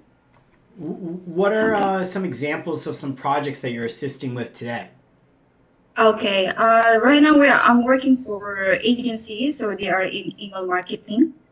So yeah, the creating landing pages. So I'm assistant. I'm not the one who's doing the project. So I'm assistant. Like I've been assisting team members and this involved in this project. It's just me. I'm the project assistant of every project. So I'm just assistant. Can you give But me a good thing. Can you give me an example Yeah. of something that you're assisting with? Okay. Right now I'm mainly assisting, like keep creating the task. For example, the owner wants to create this task for this such team members. I'm going to create and I'm gonna update her. And when it's like it's overdue, I have to update her. And we're doing the report at the end. Who's missing the the task or needs to follow up, like something missing the deadline. So my task there is all about keeping an eye that we're not missing the deadlines, we're achieving, and I'm also doing the project documents as well, doing the opening the client's documents. It's about the project documents. It's Okay. we're using the more only we're using the Google Workspace. Okay. And what's the target market for the work that you're working on? What's the business? It's an email marketing. So basically, But then you work for we're clients, doing. right? Because you work for the agency. I work for the agency. I'm the assistant for all project assistant. Like I'm the assistant for all projects. Got it. So I'm just like, in the middle, Yeah. the background, behind the scene. Do you have any experience working on social media accounts? You mentioned the LinkedIn. Any others? Oh, okay. That's one. That's one. The one I just mentioned in the beginning. That's one of my first job. So it's all about scheduling, answering inquiries. So that's the LinkedIn post. And there's another one. It was a holistic company, coaching holistic. So I was like doing the engagement on Instagram for her. So it's all about, commenting to the relevant industry or relevant community. And there's another one. It's about the online educational. So we're offering online courses. So my job there was I was handling one of their Facebook. So I was also creating. That was the time that I'm creating. That's the thing that I really want to be involved. Like I wanna create. So I was creating for them a post. So I'm using Canva for them, and I'm posting, scheduling. It's the same thing what I'm doing with the LinkedIn, answering queries, following up, reducing his CRM. The goal there is to get them enrolled, guide them what's the best and explain the benefits of the course, something like that. And how did those campaigns go? What you were doing on like Instagram? Did you see results? Okay, for the Instagram, it's really short and part-time job there. My goal there is only to drive engagement, and that is all. It's just a little assistant with the Instagram. So there we were like using $1.80. It's an extra or extension Google Form. I don't know. I can't remember, but we're using that just to get the nice, relevant hashtags to comment right away to avoid the spam. So, but anyway, I'm not really getting if there's a result, if they're getting what do you call it, clients. But so far there's comments because the job there is for me is just to do the comments. That is all. So I'm not seeing the result there so far because I'm not really into who's getting be the client. So I don't know because it's a very easy job for me. It's just they want me to comment. That is all, and reply comments. And do you have to choose yourself who to comment on? Yeah. It's just I create my own comment. They gave me samples of comments that they want to comment because it's all about holistic, self awareness. So Yeah. they have already template, and I just need to revise or rephrase. Sometimes I create my own because when you keep going these comments, you get spam and yeah. Yeah. Got it. And what is it that your aspiration is? What do you want to do? What do you like about what you currently do, and what do you not like about what you currently do?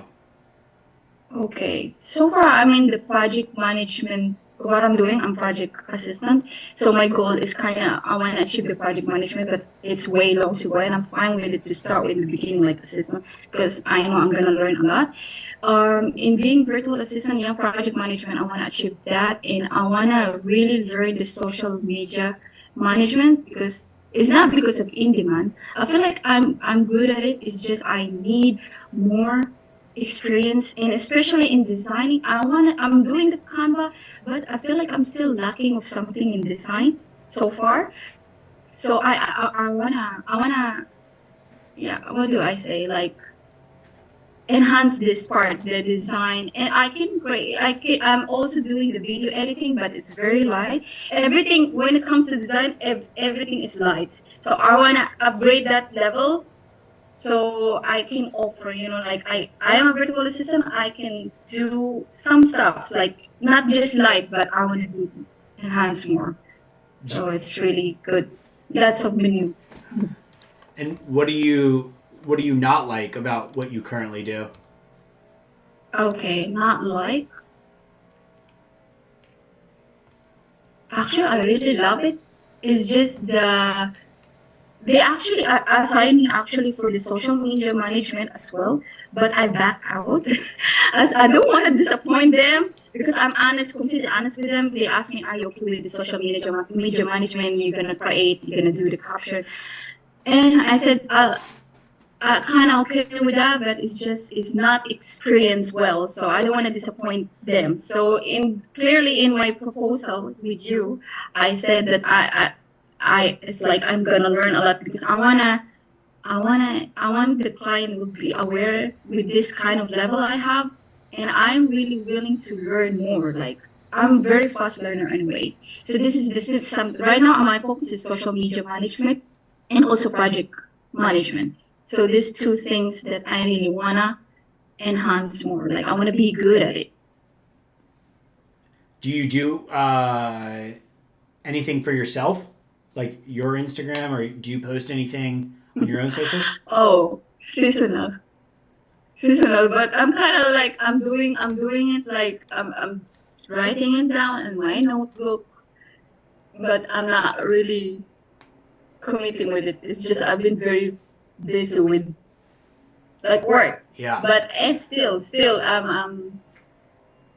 I'm doing it sometimes, like just for fun, not really very serious now. But I'm still in the future. I'm gonna do it because in the long run, maybe in the future. But I think I'll do it. Like I will run all my agencies too. Like that's why I'm eager to learn more Yeah. and more. Well, the easiest way to learn is by doing. Yeah, exactly. So yeah, right now I don't wanna like it's not is right now I don't wanna rush things and I'm gonna burn out. It's just I'm doing it like taking it slow until it become practice. It's become normal now. Yeah, like what I'm reading right now is Atomic Habit. Yep. So anyway, you didn't answer the question. What was your favorite book? I have so many favorite books. Give me a category. let's see, biographies, mindset, professional Oh, development, history. I would say some of the books that influenced me significantly were some books by the Dalai Lama. I really like him. One's like The Meaning of Life. I felt like he does a really good job of speaking of like the analytical side of life, like from a very analytical point of view, which is kind of the way my mind works. So I thought that those were really good. I do like Atomic Habits. I think that that's a really good, fun book that lays out some really good information. How to Win Friends and Influence People is a classic that I found to be very helpful as like a way to learn about how to interact with people. Those are some of my favorites. so you got lots of favorites. Okay, that's Yeah. cool. Yeah, I do. I love books. So I'm always That's interested to nice. see what people say. I've read Ikigai. Yeah? I have that. I agree with your What's your thought about it? what? What's your thought? Like, what's your takeaway? Like, Oh. what did you like it? Yeah, absolutely. My takeaway is so they from that is so science has proven that oftentimes the anticipation of something feels better than the actual thing. And to be honest, I think most people would agree with that. That like knowing that you're gonna have a vacation, the 6 weeks that lead up to the excitement of it are oftentimes the best part. And then then it comes and goes, and it's like it was good, but the anticipation is better. I think Ikigai really shows that because you see all the people that live long have very rich lives, and so their anticipation of living is what leads them to want to live. Like they have calm lives, they like have friends, they have a lot of purpose Yeah, exactly. in life. And I think that that's the main takeaway and kind of what I thought about that, which is that like it's very important to have meaning and purpose. And people who lose meaning and purpose are not the ones that wind up being the oldest. It's always the ones that have real meaning and purpose. So in life, you don't want to just go through it. You're going to go through it regardless. You might as well enjoy the process and like enjoy yourself, because that's what was interesting about all those people. All those people have the same characteristics. They enjoy life. Yeah. That's awesome. Yeah. Well, do you have any questions? I just wanted to kind of have a discovery call. I'm meeting some different Oh, people, so ye- I just want to kind of see what questions you have for me now that I've learned about you. yeah. It's I want to know your agency or your business. What do you offer? Who's your client persona? Sure. Who are they? What do we offer? Sure. So I started my business, I would say, by offering mostly systems management. So I offer I manage systems for people. That might be Shopify, that might be LinkedIn. Those are the two main ones that I do. So that requires some on the Shopify side, some data management. And specifically on the LinkedIn side, which is what I have this job description for, what I do is I network as other people. So I host their LinkedIn account, and then I am using LinkedIn to amplify them. So I use Sales Navigator to reach out to people. I create content with ChatGPT to post to try to create engagement. And I do it for them. So I know what their target customers are. And I try to build them up as an influencer in being very active in getting out there. And I do it all for them. So, to be honest, I used to hire a lot of people to help me with it. But this past year with ChatGPT, I Yeah. don't really need that much help anymore. Because I used to hire copywriters to help me write things. I used to hire a lot of people to help with engagement. But ChatGPT makes it a lot easier to write things, and I've gotten better at it. And I am currently doing the engagement side of it, but I'm really looking to work with somebody to specifically help me with that part of it. So, help me holistically manage the account is what I would say is the main objective. The clients receive all the notifications on their phone on their account. So we're acting as them. So they like my service, and I would say I'm the brand voice for them. Ultimately, I'm writing for them, and they like what I write, which is why it's gotten a lot easier with ChatGPT, because they can't replace me as easily. They could go to another agency, but the agency isn't going to write like me, and they trust me because of the ChatGPT. Yeah, well, I mean, I don't use ChatGPT 100%. It makes it easier for me, right? Because what I used to... So before ChatGPT, you're doing yours, like you do Scratch.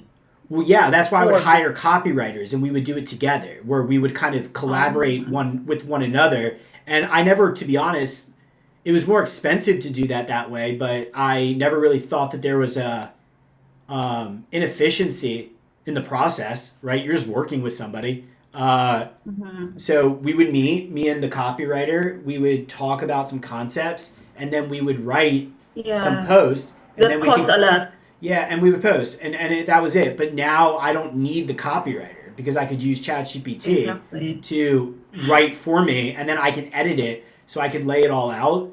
And then I work with a designer to kind of help me design it. But I've been doing this for so many years, to be honest, that the people that I have been working with, I kind of got rid of, just because at a certain point, no one else wants to network as other people like me, because it's my business and I have the relationship with the client. So I'm really just looking for fresh energy to kind of support me in doing that and trying to focus on getting the client's results. Ultimately, I am spending time on it, and I'm sure you can even understand from your time at Instagram is someone has to be doing the engagement. Like, you have to do it every day, because every day has a new opportunities to engage. And so even if I create all the content, it doesn't make it. Someone has to spend time in the account every day to do it. So that's ultimately what really I'm networking for now, to try to see who would be a good fit to help me network for some of my clients, so I don't have to do it. Okay, I understand. Yeah. Any other questions that are on your mind? Okay, I don't want to hold you very long, but very quick question. If ever we good fit, we don't know yet, but it's then that will be your decision. It's just I would like to discuss about that, because I'm also working in EST time, but basically it's not I'm not full time, part time. It's from 9 to 2, but that 9 to 2 is not really always used because I'm part time. Yeah. And if we work, how it looks like in your time, is this like you have a fixed hours, or it's flexible, something like that? Yeah, that's a good question. It's flexible, but I would say that it's also a little fixed. The reason being that you get better engagement when you're engaging with people at EST. Certain time. Yeah, like that, for the same reason that like 9 to 2 block is when everybody is also kind of willing to engage. Like, once you pass usually 2 p.m., you don't really get as many responses, which means that it's flexible, but also, unfortunately, is a little fixed, because you know, that's when the prime time is. Yeah. And also Okay. that's when the client's most available too. So trying to Yeah. create engagement during that time is what I'm trying to do. And that's part of the reason why I'm trying to partner with people for the same reason is that's prime time for me, that I don't really want to spend my prime time doing that, but it's Yeah. important for I got it. me, for them, that we do Yeah. it. And I would prefer somebody else, a smart person, work with me on Slack or through communications to help, but as like an assistant versus me having to do it 100%. Okay. Okay, that's a great thing Yeah. to know. And I just want to clear things with you as if terms of times like if we really need to do in 9 to 2, I can still do it. As I mentioned earlier, it's 9 to 2, but not all those hours are used because it's just part time. So it's still manageable. So that's in my side. Okay. Well, Okay. yeah, thank you for sharing that. And that's good to know. I'll keep that in mind. Okay, well, look, I appreciate meeting you. I'll follow up with you on Upwork once I have an opportunity to kind of Sure. meet people, let you know how I want to proceed. But thank you for taking the time. I appreciate Thank it. you And too. yeah, we'll be in touch. Okay, great. Thank you so Thank much. you. Bye. Bye bye.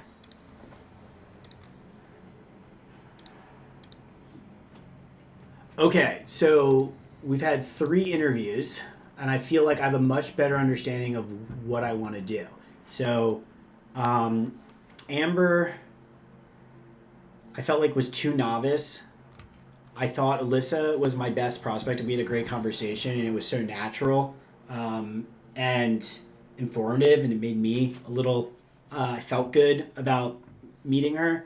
Roy Key was good. That 9 to 2 though is a big problem. I don't really want to compete with other work specifically at that time zone, and also compared to Alyssa who can do things in the morning, night. Like she seemed a little bit more available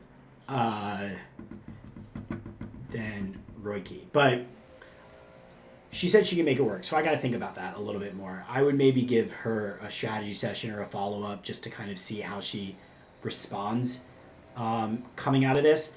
That's the next part of this is probably tomorrow I can reach out to them to see if either of them want to be on a strategy session, try to see if I can make progress, either hiring 1 or maybe 2. One way I could do it is split up one client for each to really see how they both perform like next week and just kind of give a little trial.